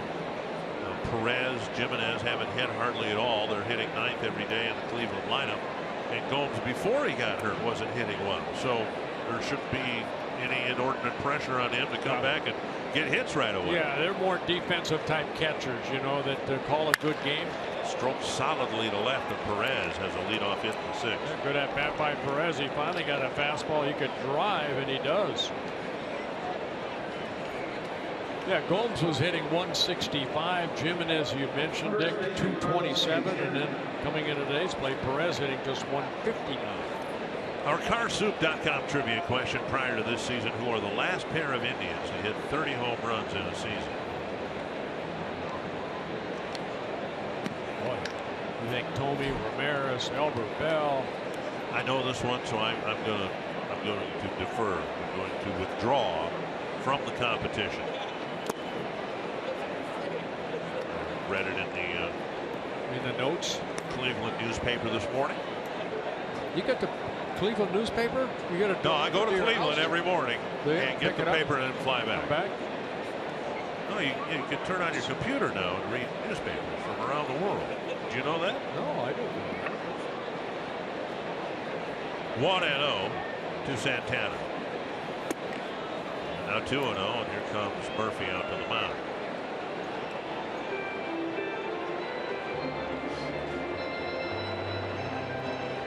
Something that if the Indians make the playoffs, teams will have to reckon with. The Indians' power. It's not just Santana with 30, Napoli now with 32, Kipnis with 22, Lindor with 14, Ramirez, Naquin with 14. They've hit a total of 171 home runs. Twins with the 2 home runs today have hit 176. The home run by Napoli, the 200th home run that the Twins have allowed. 2-0 to Santana. Half swing. I think he went no. First base umpire Vic Carapazza said he checked. And now it's 3-0.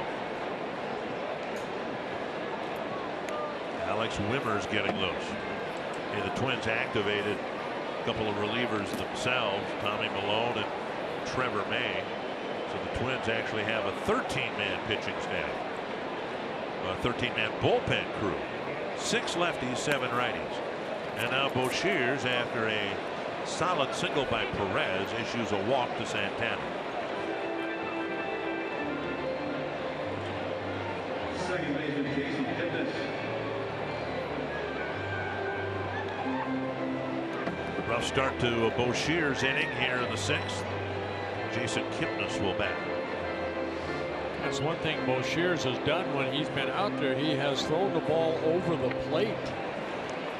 Since his return, 3 1/3 innings, he had 5 strikeouts, but no walks. And on the season, that was just his 5th walk, 4th unintentional walk in 28 innings.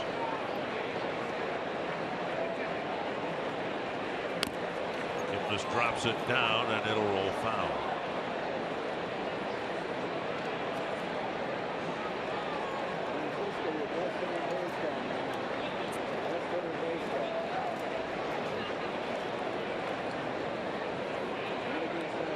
Francona with the lead, trying to expand it, perhaps with a sacrifice bunt here.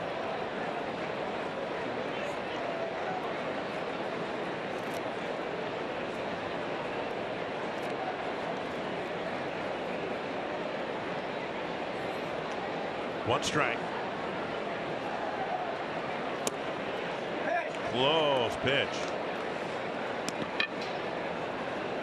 1-1. Now Kipnis might be asked to bunt here again. He has 5 sacrifices on the year, more than any Indian.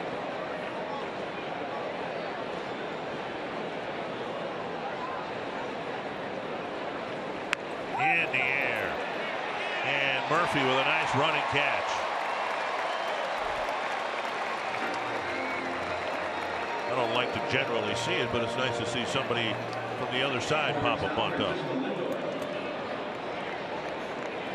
Good reaction by Murphy, the catcher, right there. The ball hit straight up. And Murphy, good hustle. Gets the first out. Runners have to stay at first and second. Well, that changes everything for the Twins here, for Lindor as well. Instead of having runners at second and third, maybe the infield in. Infield can play back for a double play possibility.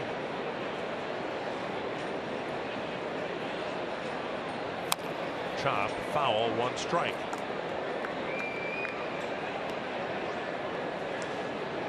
Lindor came into this ball game again hitting .322. .317 as a right-handed hitter, .324 as a left-handed hitter.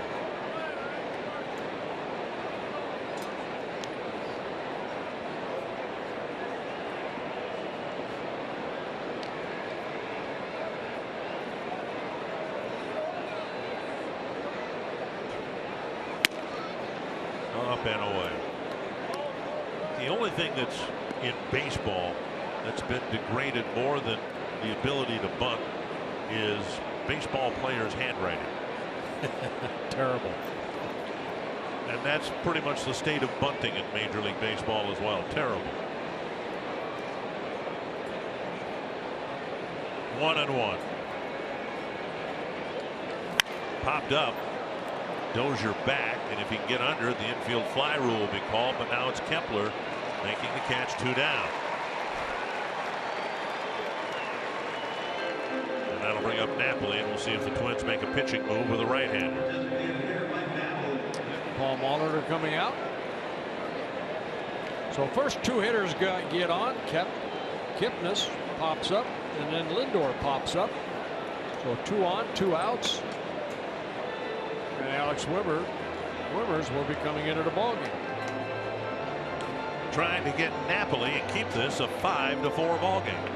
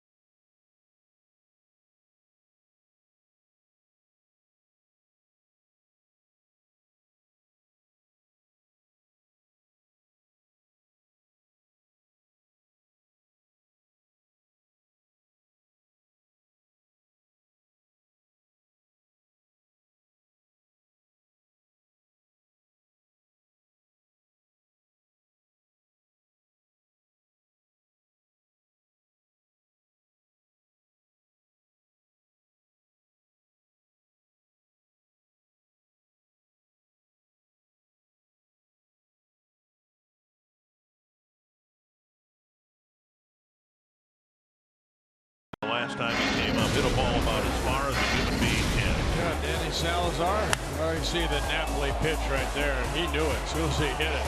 My, oh my. Guy got it in the second deck, but it hit off the third deck. Home run number 32 for Napoli. Right-hander Alex Wimmers will come in to pitch to Napoli and hope to keep this a 5-4 game. Yeah, Wimmers making his 7th major league appearance out of the bullpen. He worked here on Wednesday, a shutout inning. Picked up his first major league win as the Twins beat the Royals 6-5. His loss coming against the Indians on August 30th.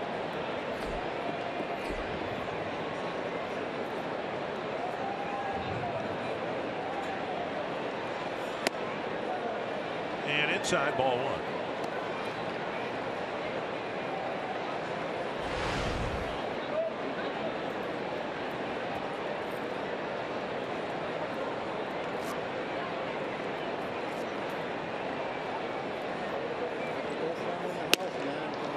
The outside corner, 1-1. Napoli first came up with the Angels back in 2006. Also spent time with the Texas Rangers and the Boston Red Sox.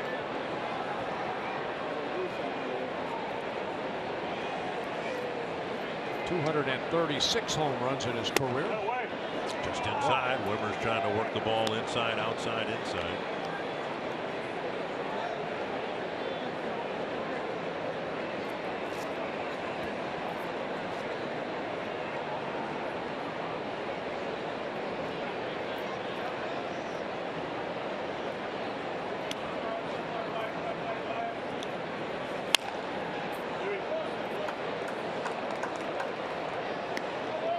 Two and two.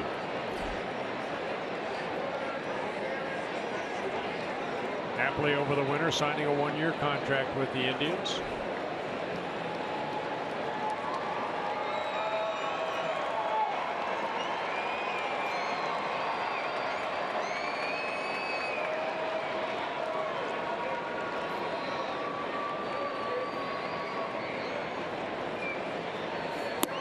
Off the plate now, 3-2.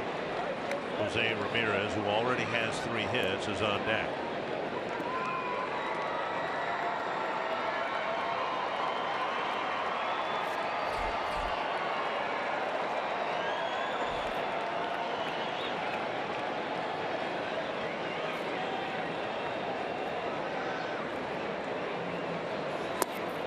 And ball 4. Wimmers walks the man he was asked to get, and now Ramirez will bat with the bases full. Walks have been a problem for Wimmers. 8th walk, one of those intentional, in 6 1/3 innings.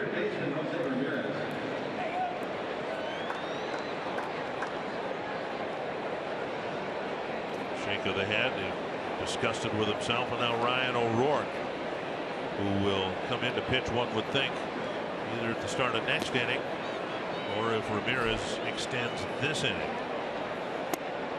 Strike on the outside corner. Well, just watching O'Rourke warm up right there, you can see to his left the rest of the guys in the bullpen. They need a bigger bench out there. These guys were jam-packed in there.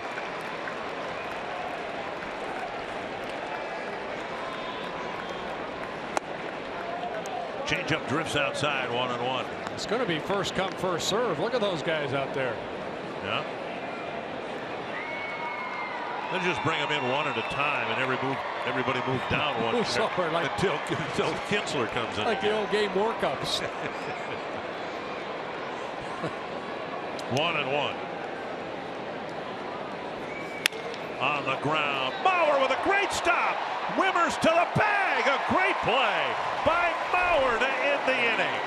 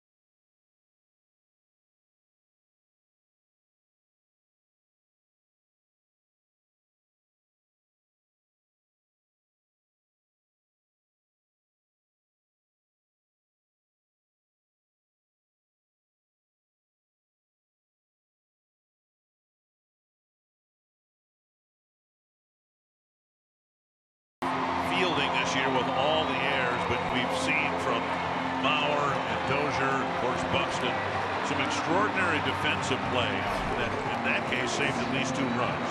Oh, for sure. Great play by Joe Mauer right there, diving to his right. And then Wimmers there to get the help and get the out. And now Kepler will lead off the bottom of the 6th in a 1-run game. Cologne still out there. He breezed through the 5th. Up and away, ball 1. Kepler 1 for 2, a single to center and a ground ball to second.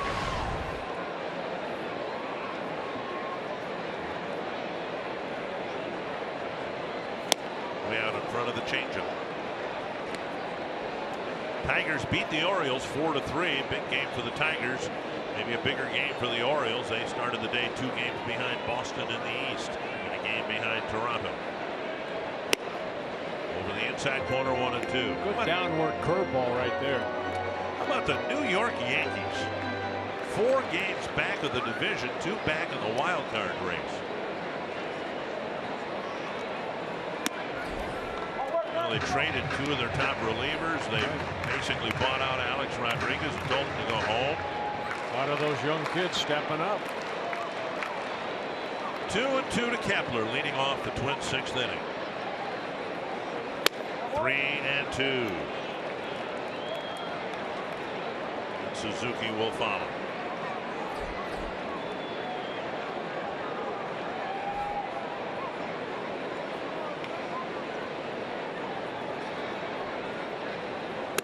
And Kepler takes a walk. Remember, bases loaded, 2 down. Ramirez already had 3 hits. Bauer robbed him of a 4th. Yeah, watch Joe right there, dives and use that big first baseman's glove, and he gets up as quick as he can. The pitcher get over there, and Alex Wimmer's there for the final out. Great defensive play by Joe Mauer. Our first mid-inning pitching change of this series. And it will not be the last.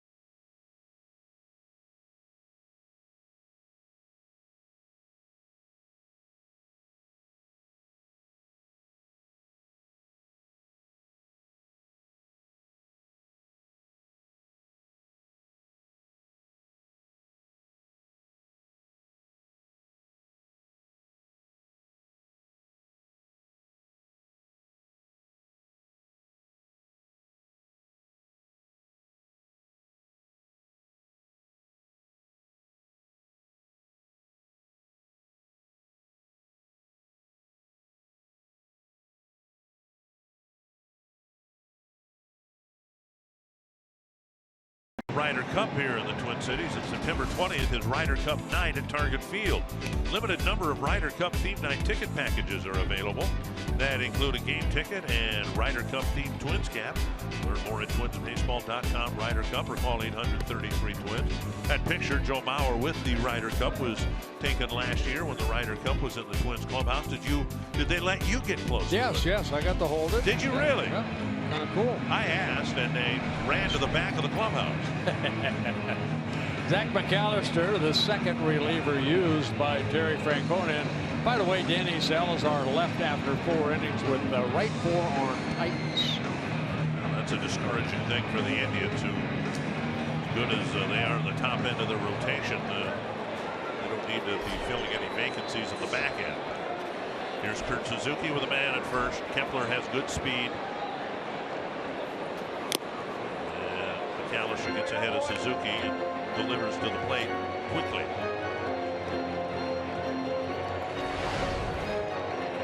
McAllister in his 6th season with the Cleveland Indians. Came over to Cleveland from the Yankee organization back in 2010.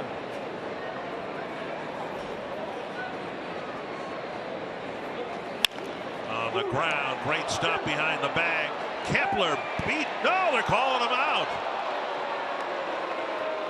Kepler comes off the field, and Paul Molitor wants to take a look.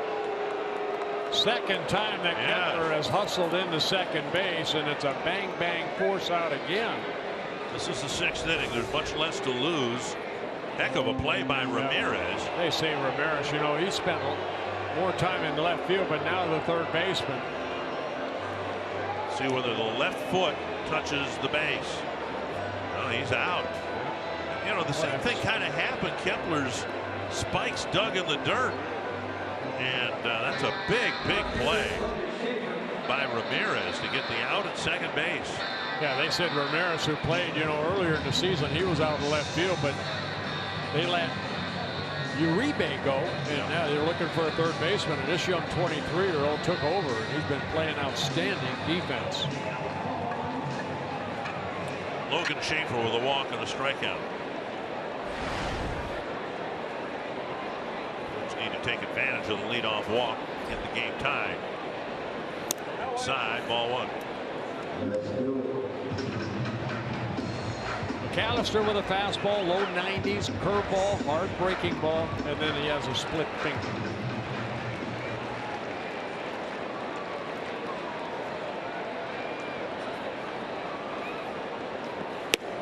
Inside 2-0. Indians have plenty of relievers, obviously. They've got the Garners and Colognes and Armstrongs, people like that. But McAllister, a guy they want to carry forward into October. He's been a very good and durable relief pitcher. Fouled back. Schaefer with a good swing. Fouling it to the screen.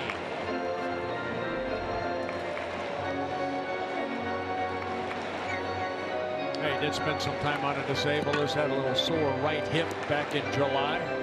Missed about 3 weeks.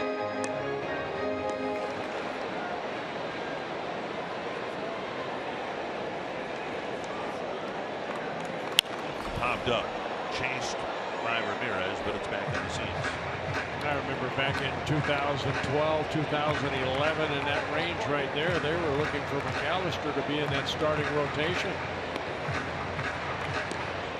Back in 2012, he made 22 starts. 2013, 24. Well, really, over the last 3 years, basically out of the bullpen. 2-2 to Logan Schaefer.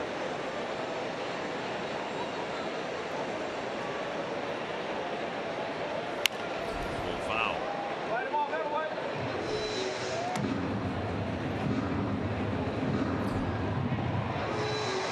20 at-bats for Schaefer. 4 strikeouts. A couple of doubles. 6 hits.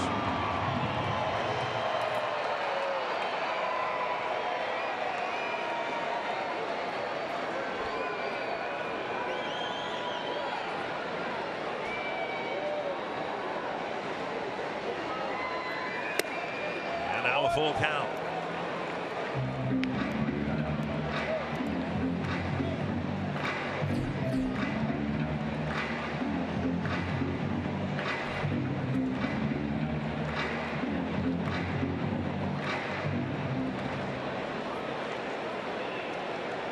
Doubt if Suzuki will be going anywhere here.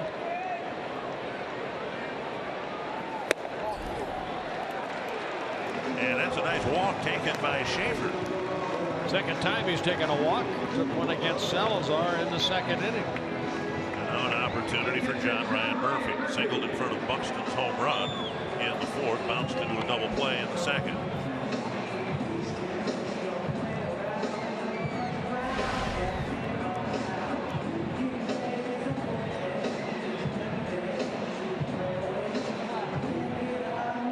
Now with 5 hits since his recall,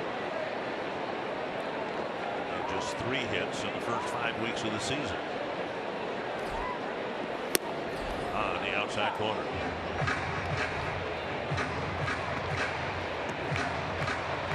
He's swinging a bat a lot better the last couple of weeks in Rochester. Gets the call up.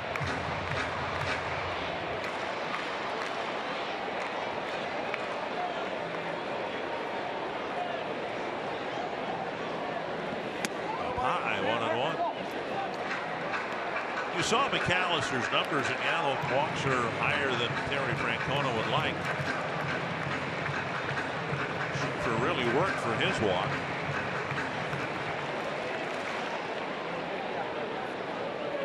Now 1-1 count to Murphy. Swing and a miss, 1-2. Fastball at 96.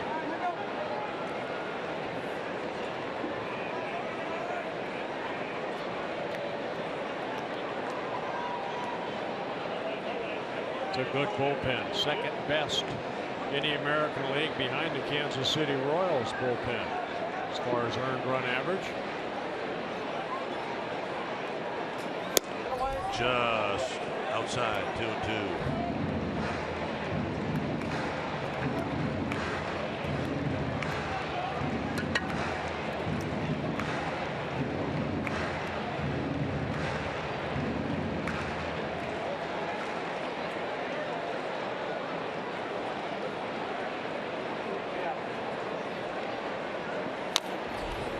Fought it off, stayed alive.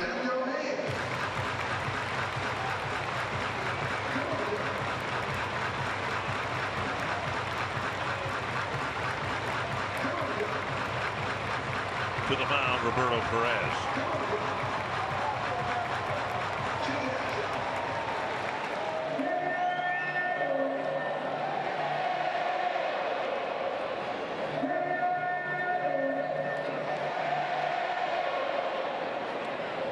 With Detroit winning, the Indians would need to win to keep a 6-game lead over the Tigers in the American League Central. I think every time we see Terry Francona, he's putting another piece of gum in his mouth. On the outside corner, Murphy doesn't like it. Second out of the inning. Yeah, the previous pitch, McAllister just missed, and then they went back out there again. McAllister picking up a strikeout. Take a look at Fox Travis. Perez sitting away. Pitch 6. Wow, look at 5. And that was a ball called the ball. So he went back out there again and got the call. Mickey Callaway, pitching coach, to the mound. Whatever Salazar threw Buxton, don't throw that pitch. It was a center cut fastball and Buxton crushed it. First pitch he saw, and he made it disappear. Yeah, this in the 4th inning. Salazar, ball pretty much thigh high, and the ball went into the bullpen. Twins bullpen at that.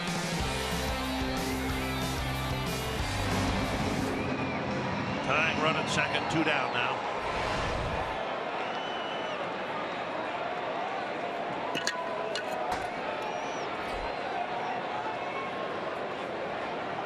Perez sitting away. Fouled away. Suzuki with a huge lead at second base. Really an important at bat here for Buxton, because if he could get on base, even if he doesn't drive in the run, it would force the Indians to have to pitch to Brian Dozier. Suzuki with a 30-foot lead at second base. Well, the defense of the Indians not really worried about Suzuki. And the secondary lead that has it nearly halfway to third base.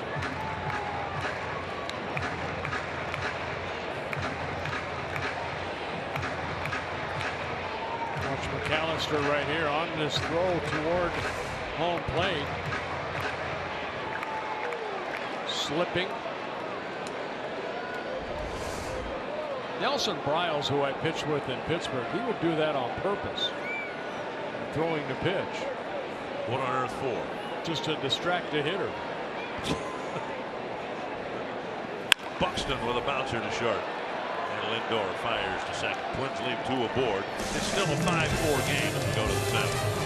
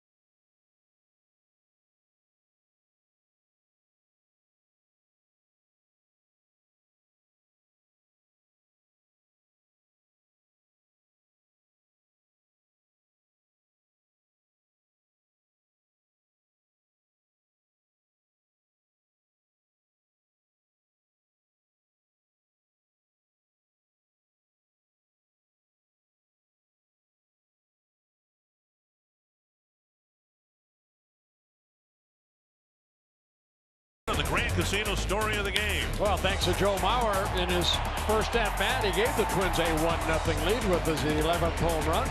Twins scored an unearned run in the 2nd inning. Chisenhall with a big RBI double in the 3rd inning. That inning, the Indians scored 3 unearned runs off of Tyler Duffy.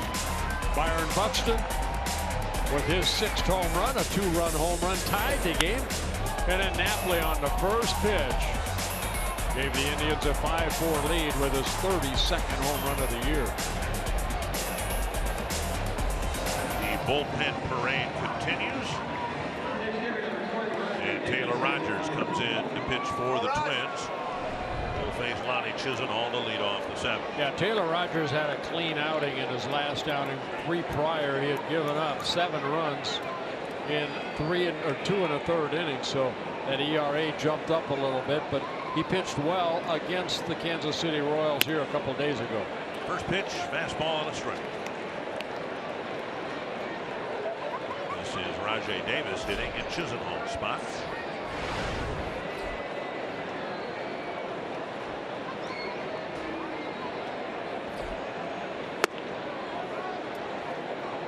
One and one.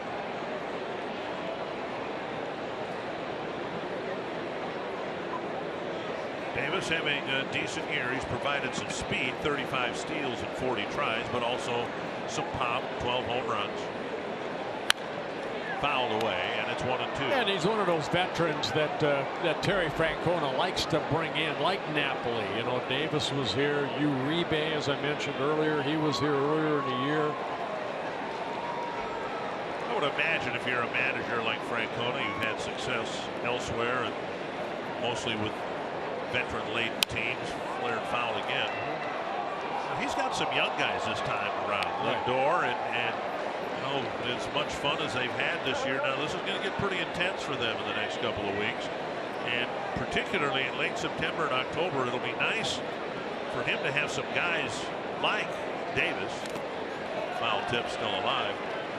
You might wonder what you're going to get from Lindor in a playoff series, Naquin in a playoff series.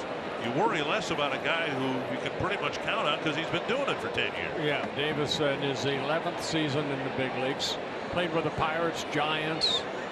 You know, he was A's, Blue Jays, Tigers. He's been around the block. Just missed the inside edge, and it's 2-2.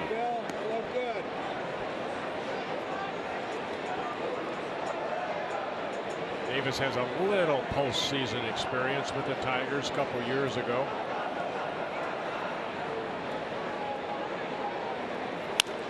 Fouled away.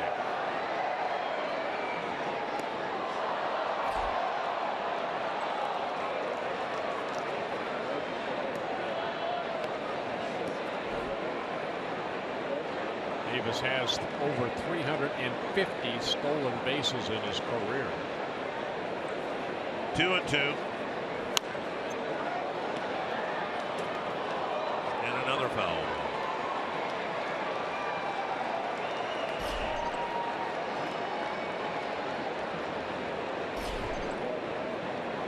Nobody liked my idea. We both met Tyler Rogers, Taylor's twin brother, the other night after the game. Being a right-hander? Yeah. Swing and a miss. He finally won the battle. Good slide breaking ball right there.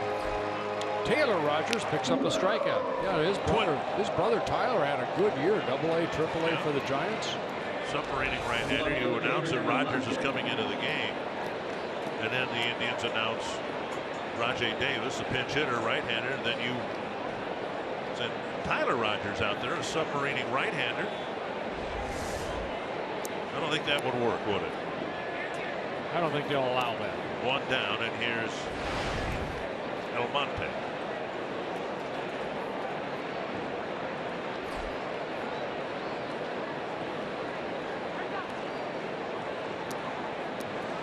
Almonte now hitting as a right-handed hitter, where he's hitting 286. A minute a game, hitting 279 as a left-handed hitter.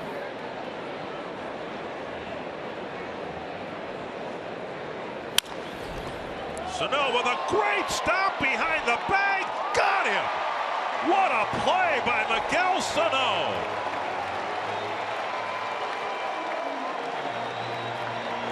That's as good as it gets right there. Monte, good speed too. Sano got up quickly.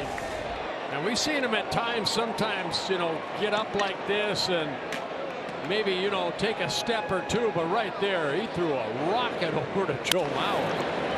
Diving to his right, comes up quickly. Look how quick that ball cut across the diamond. The corner infielders have done a really good job here in the last few at bats, keeping the Twins within reach. Here's Naquin. Naquin staying in there, I'm sure, because the Indians have the lead.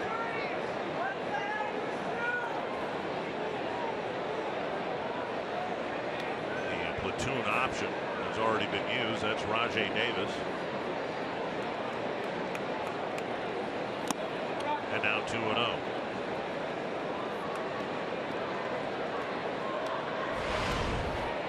Talk about the tools Sano has at the plate. Immense power. That was an athletic play to lay out, catch the ball, spring up. And if there's a third baseman in this league with a stronger arm, I'm talking about accurate, but a stronger arm than Miguel Sano, I haven't seen him.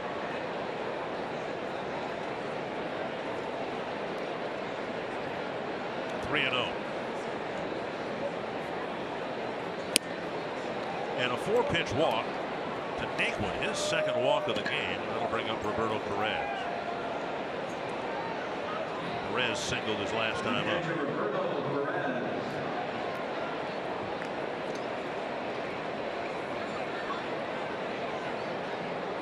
Sad part about that walk, we showed what Naquin was doing against left-handers. He's having a tough time against left-handed pitchers. And then on 4 pitches, Rogers walks him. Naquin was hitting only .222 against left-handers. With no power. Right. That one floats outside, ball 1.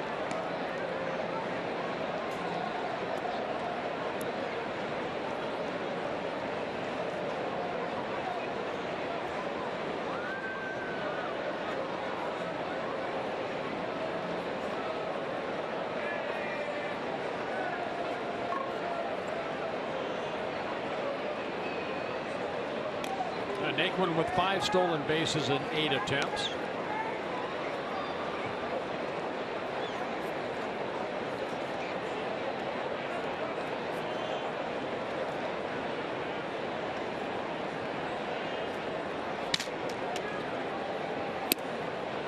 And a strike, 1-1.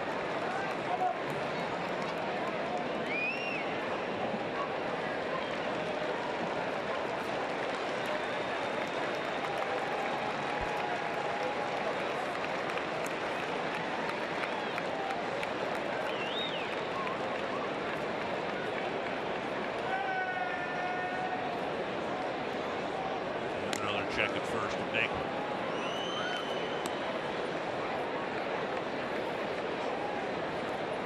Indians have left.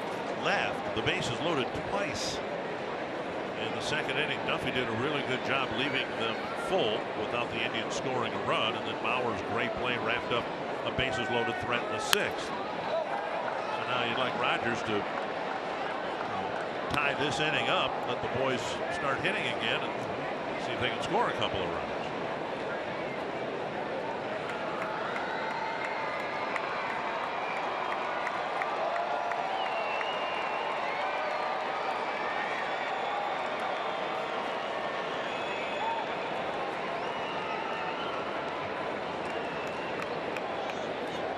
One and 2. And he took a fastball. Rogers cleans up the 7th inning, highlighted by Miguel Sano's great play, taking a double away from Almonte.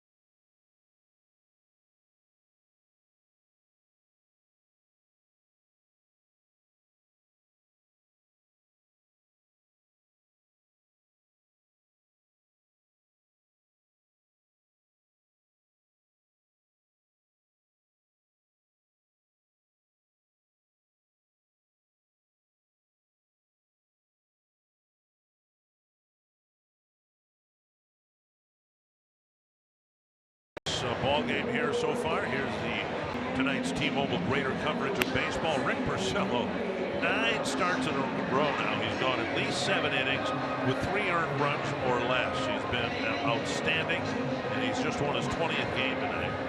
Jose Fernandez with a nice start against the Dodgers. Gary Sanchez with his 12th home run, a new rookie record for New York Yankee catchers, breaking the record of Yogi Berra. How about that? You know, Gary Sanchez, some of those youngsters for the Yankees getting that September experience. And Fernandez, how about that? He went against Clayton Kershaw, but Kershaw was on that pitch limit. Right. He got a base hit against Kershaw. I watched a little bit about that ball game. Almost took Kershaw's head off, right back up the middle. Brian Dozier taps one foul.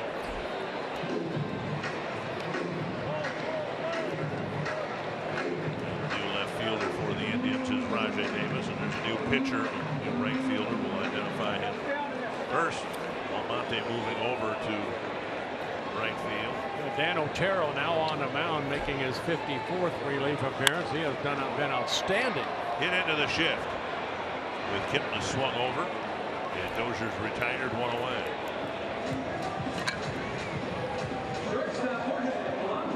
And that'll bring up Polanco. Otero has pitched 16 1/3 innings. He's only given up 46 hits, only 10 walks, one of those intentional, with 49 strikeouts. He's in his first season with the Indians, coming over from the Oakland A's. Polanco 0 for 3, couple of ground balls to first and fly to left. Down and in, ball 1.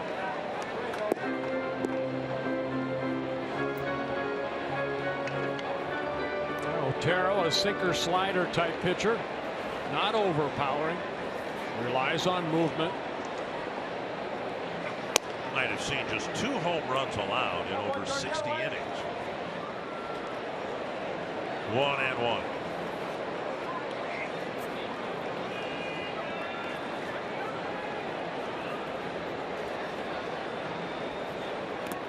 Two and 1.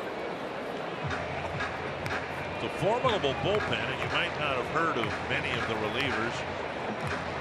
Should have heard of Allen by now, and Shaw, certainly Miller. This guy's been really, really good for the Indians this year.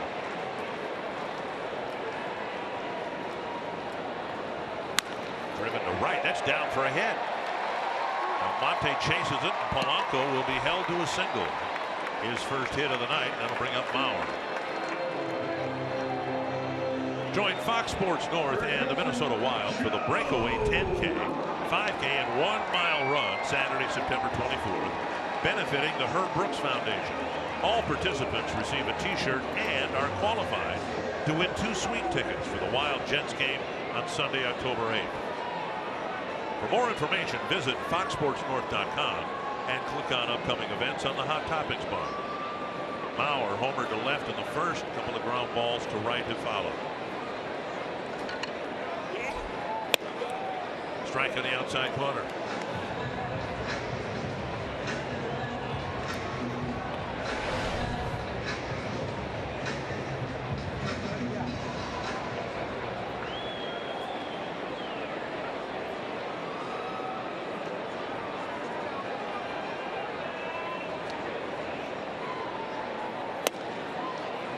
Strike 2 with Otero shaving the outside corner twice.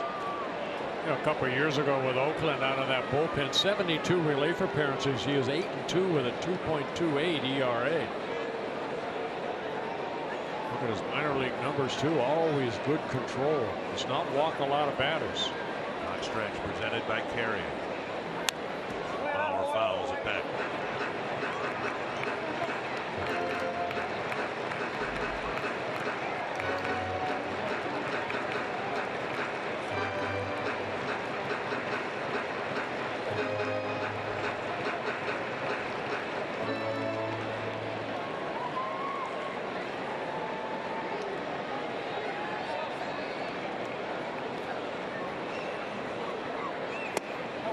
Down and away, 1-2.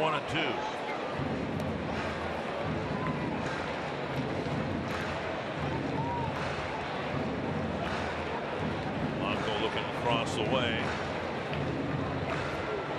Rez with a really good arm behind the plate. He's tough to run on whoever's on the mound.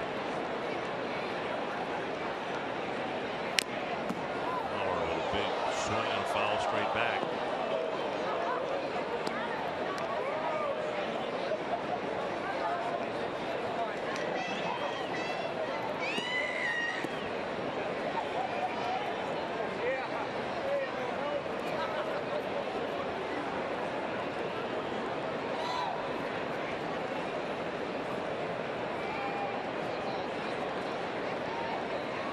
Need a double to tie the game.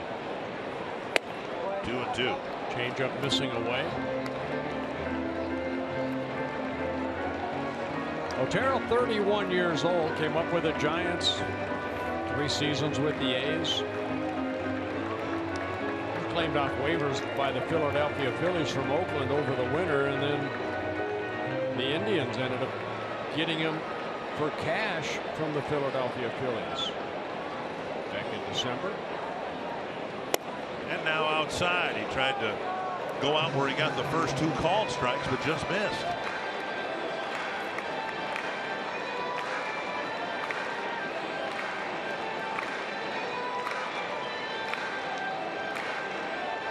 Eighth pitch of this at bat.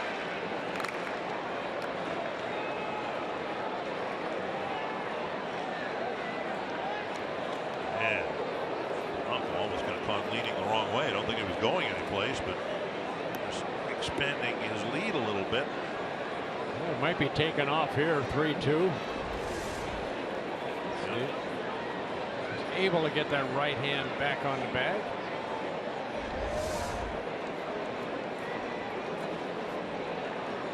There he goes. And Mauer lifts a foul over the screen. Let's see where the cluster of pitches are to Joe. Most of those are changeups like that last pitch. Taking a little off, stay outer half of the plate.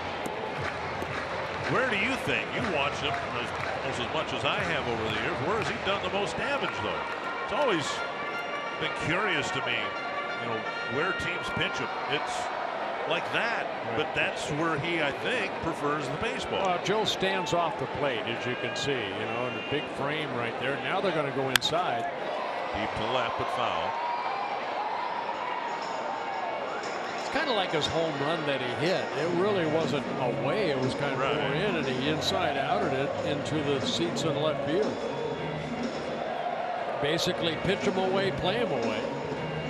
Well, we've seen enough of that over the years, especially when Kansas City's around. Well, Davis, but you know, you pitch him inside, and you see swings and misses, and you see ground balls to second base. You don't see many line drives to the corner. Yeah, the way the defense is, you know, they're shading him to left field. So if you're going to leave him a mistake change up inside, Joe could pull it. So you can see all the pitches. This will be pitch number 10.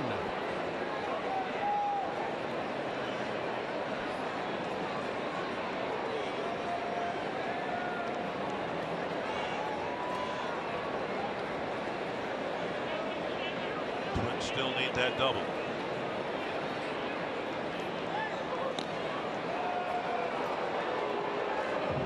Blanco at first base, 3 stolen bases in 5 attempts.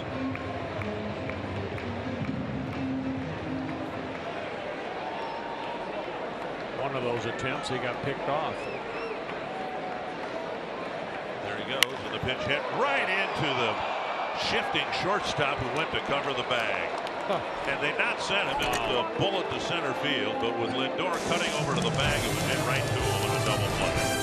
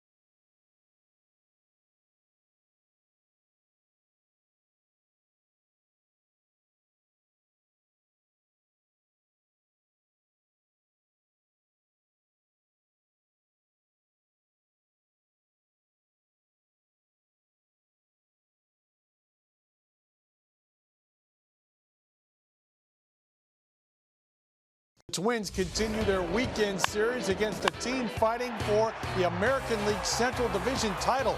Join us Saturday night at 5:30. We'll get you ready for the Twins and the Indians on Fox Sports North.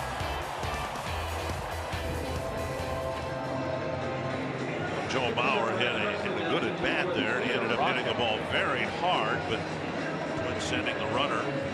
Lindor went to cover the bag, and the ball was hit to him almost in stride. You know what's amazing about that, because Joe hits so many balls the other way, normally it's a second baseman that would go to cover the bag, and this time it was Lindor, the shortstop, giving up the hole for Joe, and the ball hit right to him sharply.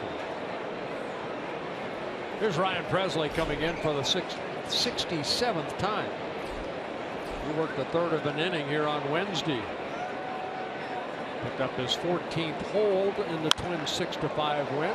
Big pop-up way up there, and Sano makes the catch. Well, yeah, but then that, the reaching out, trying to catch the pop-ups, that's what gave him some problems earlier. One quick out. Well, Sano, watch him getting under it. Of course, the ball drifting back toward the infield. With that open glove, able to get it in there. And now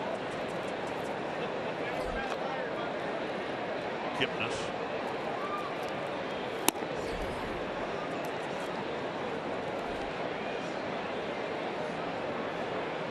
Fourth relief pitcher used by the Twins.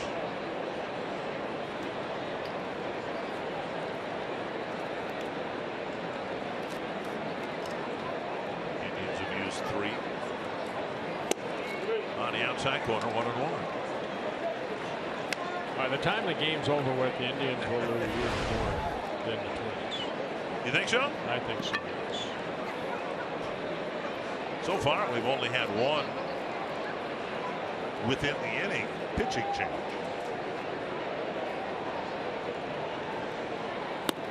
Down in the end, 2-1. Well, Ryan used a lot out of that bullpen, but in August they tried to take some of the burden off of him, gave him some break. But then really you look at where he pitched the worst was probably the latter part of August, where he gave up 4 runs in 2 innings. And he likes to throw a lot. 3-1 to Kipnis. Lindor on deck. He's now pitched 70 innings out of that bullpen, 22 walks, 2 intentionals, 61 strikeouts.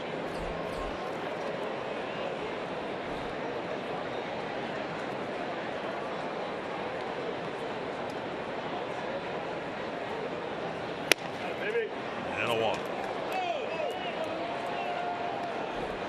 Kipnis aboard with a 1-out walk here in the 8th.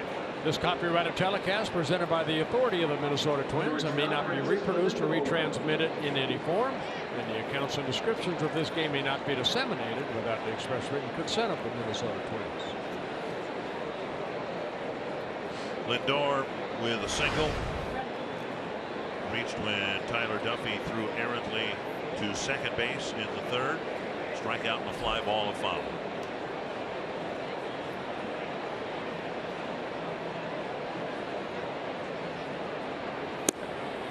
Down and in, ball 1.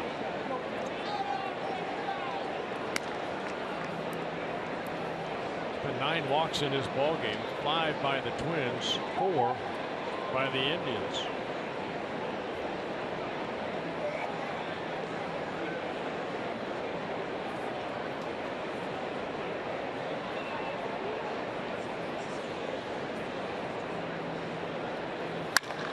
Base hit to left field. And on to second goes Kipnis. 2 on board now for Mike Napoli. Well, Lindor picking up his 2nd hit.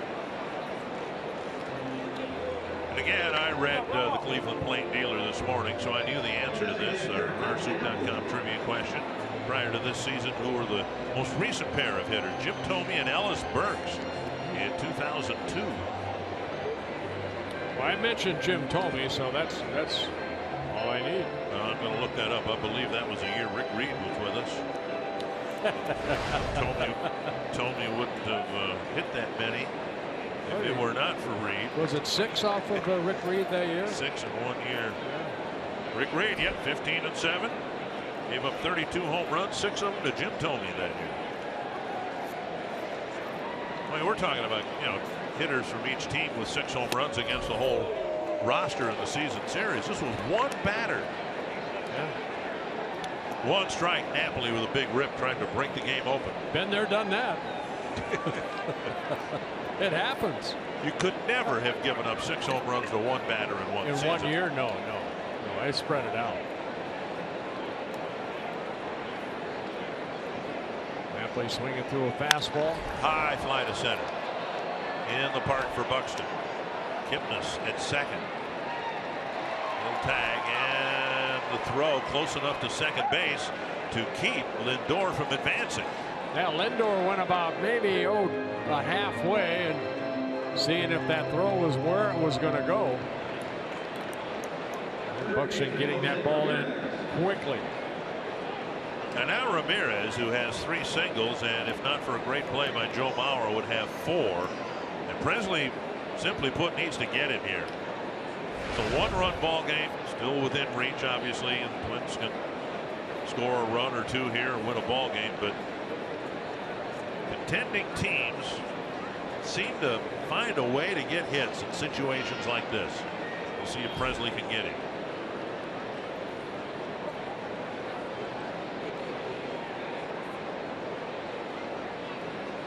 Goes Lindor, and he stops, and Suzuki, or Murphy rather, won't even throw.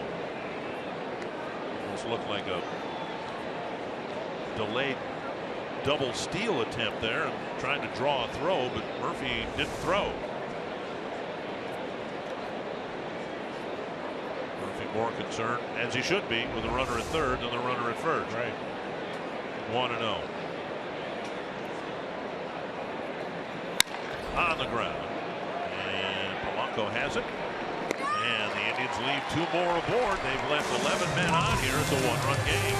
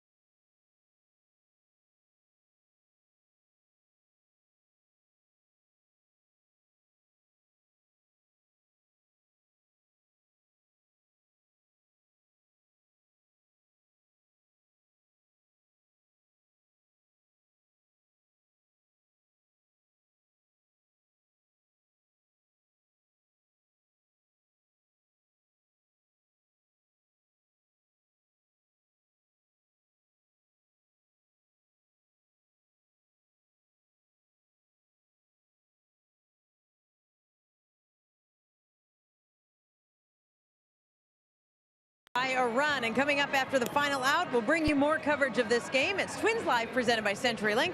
Tonight we'll look at Byron Buxton continuing his great pace at the plate. He hit another home run tonight, led off the 4th inning and hit a first pitch out. That's his 5th home run in the last 8 games. Plus some very good defensive plays. Max Kepler made a sliding catch in right field, and the corner infielders were dazzling. Miguel Sano and Joe Mauer each made spectacular plays. We'll visit those again, and we will hear from manager Paul Molitor, all coming up after the game. Dick and Bert. All right, Twins trying to steal one from the Indians late like they did against Kansas City a couple of days ago. Brian Shaw next up out of the bullpen. I don't know where Jack Morris is, but I know he's happy that Brian Shaw is in this ballgame, making his 66th relief appearance. good news is Shaw's in. There are just two left-handed relievers, Miller and Crockett, and I think Indians intent for Shaw to try to pitch through the 8th inning here. Sano takes strike on the outside corner. Well, Shaw, a guy that has been a workhorse for the Indians since he joined them in 2013. A couple of years ago, he led the American League in appearances with 80.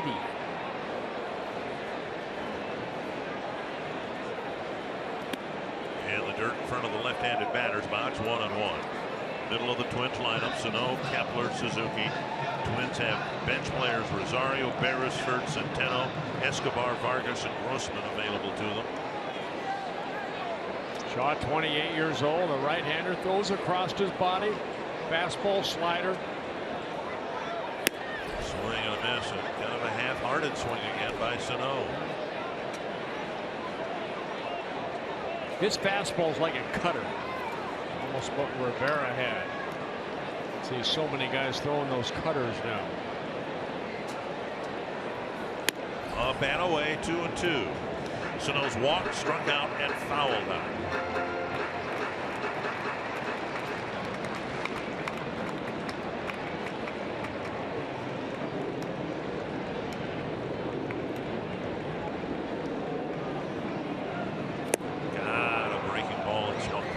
Good spot right there, down and away. Shaw picking up a strikeout, his 59th in 57 2/3 innings pitched. Big break, great location.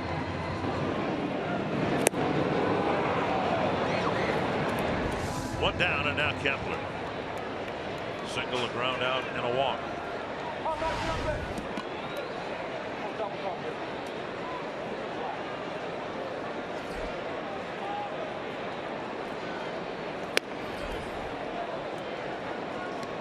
Strike one. There's that cutter, outer half of the plate.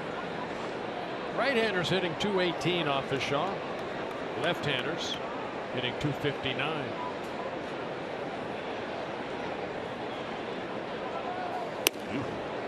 Inside, made it move his feet. We saw strike one on the outside corner. We saw the next pitch. I don't think we're going to see too many exactly in between where they tried to throw him in early August. Fastballs in the inner half. The ball hit to the left field corner. It'll be a long run for Davis. And a diving catch by Rajai Davis. A great catch at the end of a long run. Well, Davis and his speed helped him catch up to that ball right there. See him come up where he made contact with the dirt down in left field corner. Great concentration. Nice dive at the end. Open glove. And the slide. Very, very nice catch. Two down, and now Kurt Suzuki.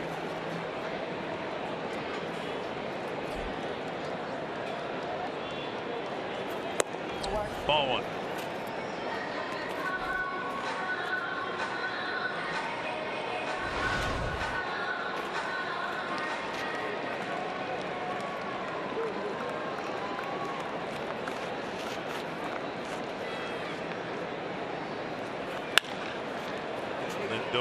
Soft ground ball, catches and throws. The inning ends, and the Twins go quickly in the 8th inning.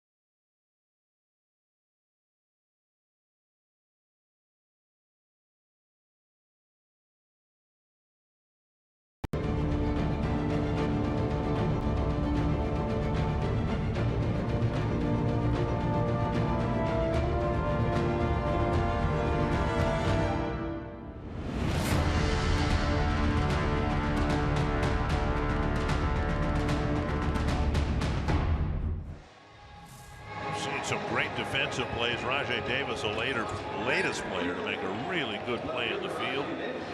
Ironically, the difference in this game might be the 3 unearned runs that the Indians got in the 4-run third inning. JT Chargois will pitch next. Chargois coming in, making his 15th relief appearance. 13 innings, 19 hits allowed, 11 walks with 8 strikeouts. First pitch chopped over the mound. Dozier has it. Davis retired, 1 away. An important 3 weeks, one would think, for JT Chargois. He's been out there enough now to where butterflies shouldn't be that big of an issue for him anymore. Needs to throw strikes. Needs to, I think, show Paul Molitor the ability to get swings and misses with his pitches. He last worked on Tuesday, a third of an inning. Faced only 1 batter, able to retire that. Prior to that, on Monday, 1 shutout inning.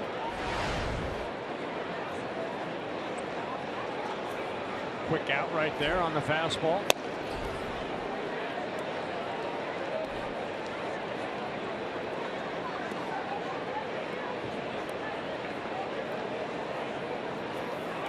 Cody Allen warming up.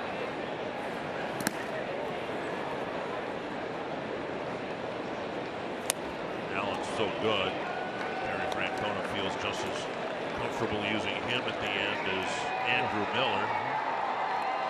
Good slider right there by Chargois after getting ahead with the fastball. Ahead in the count. Left the fastball up.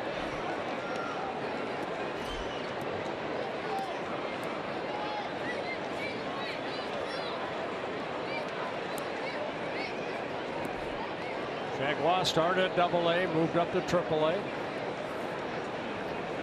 Couple stints this season with the Twins. Towering fly to right.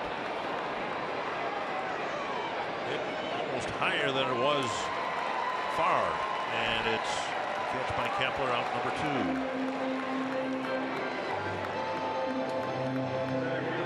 2. It'll bring up Naquin. Back at it tomorrow. Century Link bringing you what's next. Clevenger will pitch for the Cleveland Indians. Hector Santiago will go for the Twins. Naquin, the batter. He's walked a couple times, driven in a run with a single.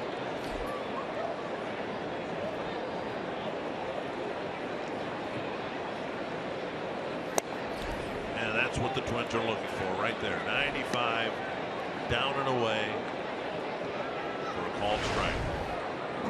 If they see more of that, I think they might be a little more apt to consider Chargois for a bullpen spot next year. And he gets a pop-up. And Murphy puts it away. A really good inning for JT Chargois. Maybe his best inning in the big league. See if the Twins can get him a win in the bottom of the ninth.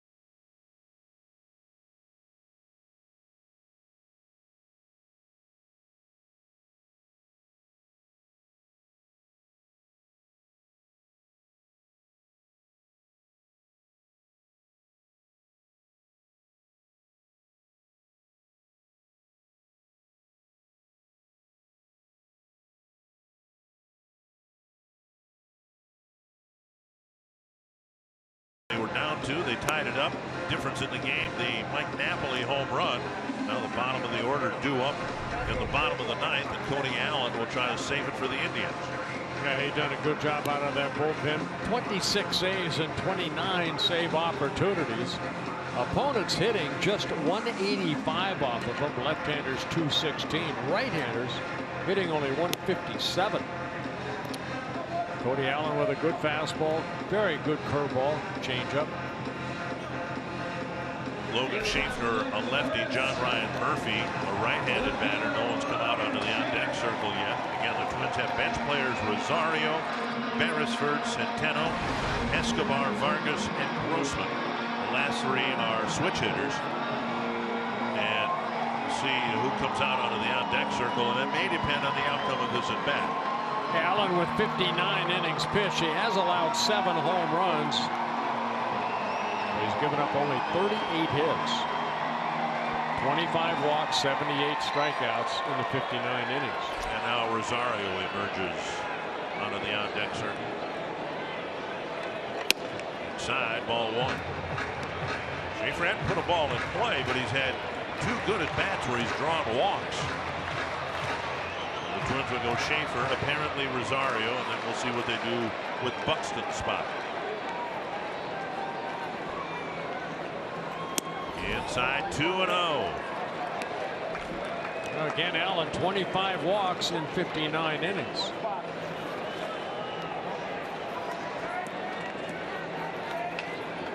Schaefer may be taking a pitch here, make him throw a strike.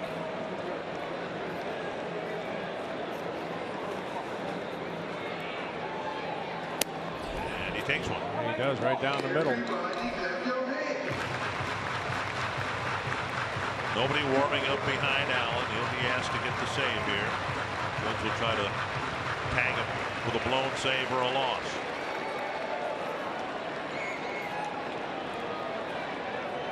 Look at that. 5.8 hits per 9 innings. And strike 2 taken. Good fastball down. Still a good take. In the location it was in, what was Schaefer going to do with that? What are you going to do? You're absolutely right. As a pitcher's pitch.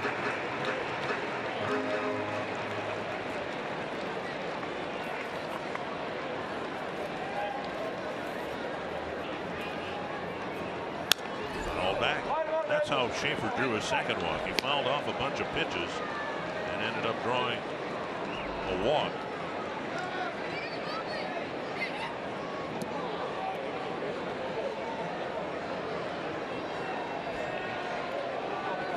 Twins had a chance to tie it with a man at second in the 6th. Ran into some bad luck in the 7th, trying to start a rally here in the 9th. 2-2 to Schaefer. That's to short left. Davis coming in. He makes the catch, 1 away. Well, Schaefer hit it right on a button, but right to Davis in left field. Eddie Rosario will hit for John Ryan Murphy. Murphy went 1 for 3 with a single and a run scored. Rosario with 3 pinch hit appearances and 2 pinch hit home runs.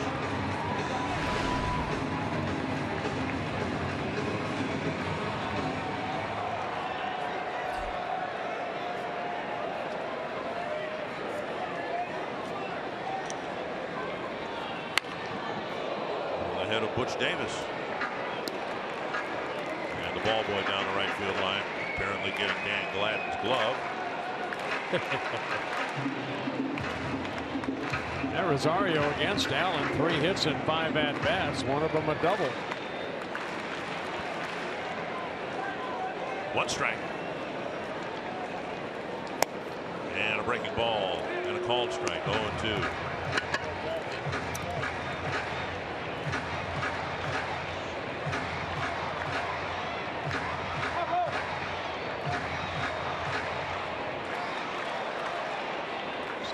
Game hitting streak against the Indians. Rosario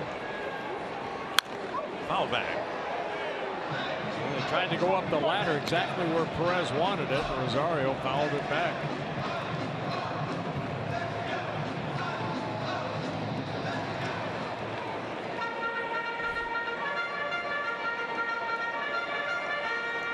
Allen getting a lot of his strikeouts in that hard curveball. Like that. 2 down. Perez flips to first. And it'll be Buxton. Buxton with the tying home run in the 4th inning, a 2-run home run. To keep the game alive for the Twins here in the 9th. Well, in the 4th inning, with 2 outs, Murphy got a base hit to right field. Then on the next pitch, Buxton hitting his 6th home run of the year. Squaring the bunt with Ramirez playing 2/3 of the way back on the dirt. Short Ramirez up a little bit. Santana, the first baseman, on the edge of the grass. High and tight, 2-0. Yeah, breaking ball right there. Allen tried to overthrow it.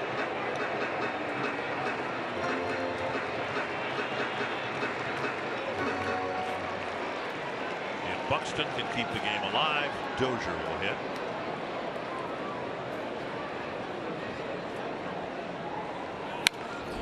Fouled, and it's 2-1.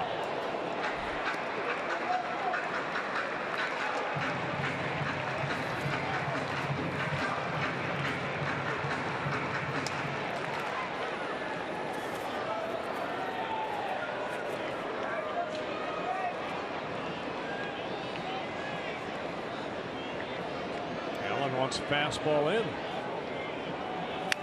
Oh, Buxton got one to hit at 95, and they fouled it. Yeah, Perez went through about 2 or 3 signs, and Allen kept shaking him off. Buxton was ready for it. He just missed it. Yeah. See Perez sitting inside, but the ball left over the plate. It's about where the home run ball was thrown in the 4th inning. Now it's 2-2.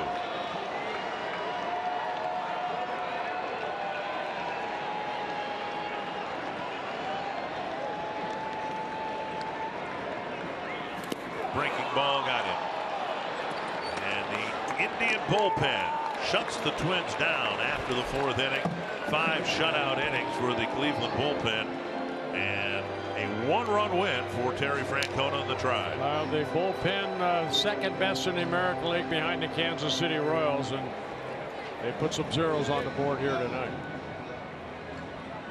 Tom Hanneman, the Twins and Indians have had an interesting season series, and this was one that followed suit. It's just the Indians got the big hit in the middle of the innings. Dick, Cleveland hits a high water mark for the season. Now 24 games over 500, their best record since 2007. Up next on Twins Live, presented by CenturyLink, we'll talk about Byron Buxton's night at the plate, the Twins defense. We'll hear from Paul Molitor and preview tomorrow night's Game 2.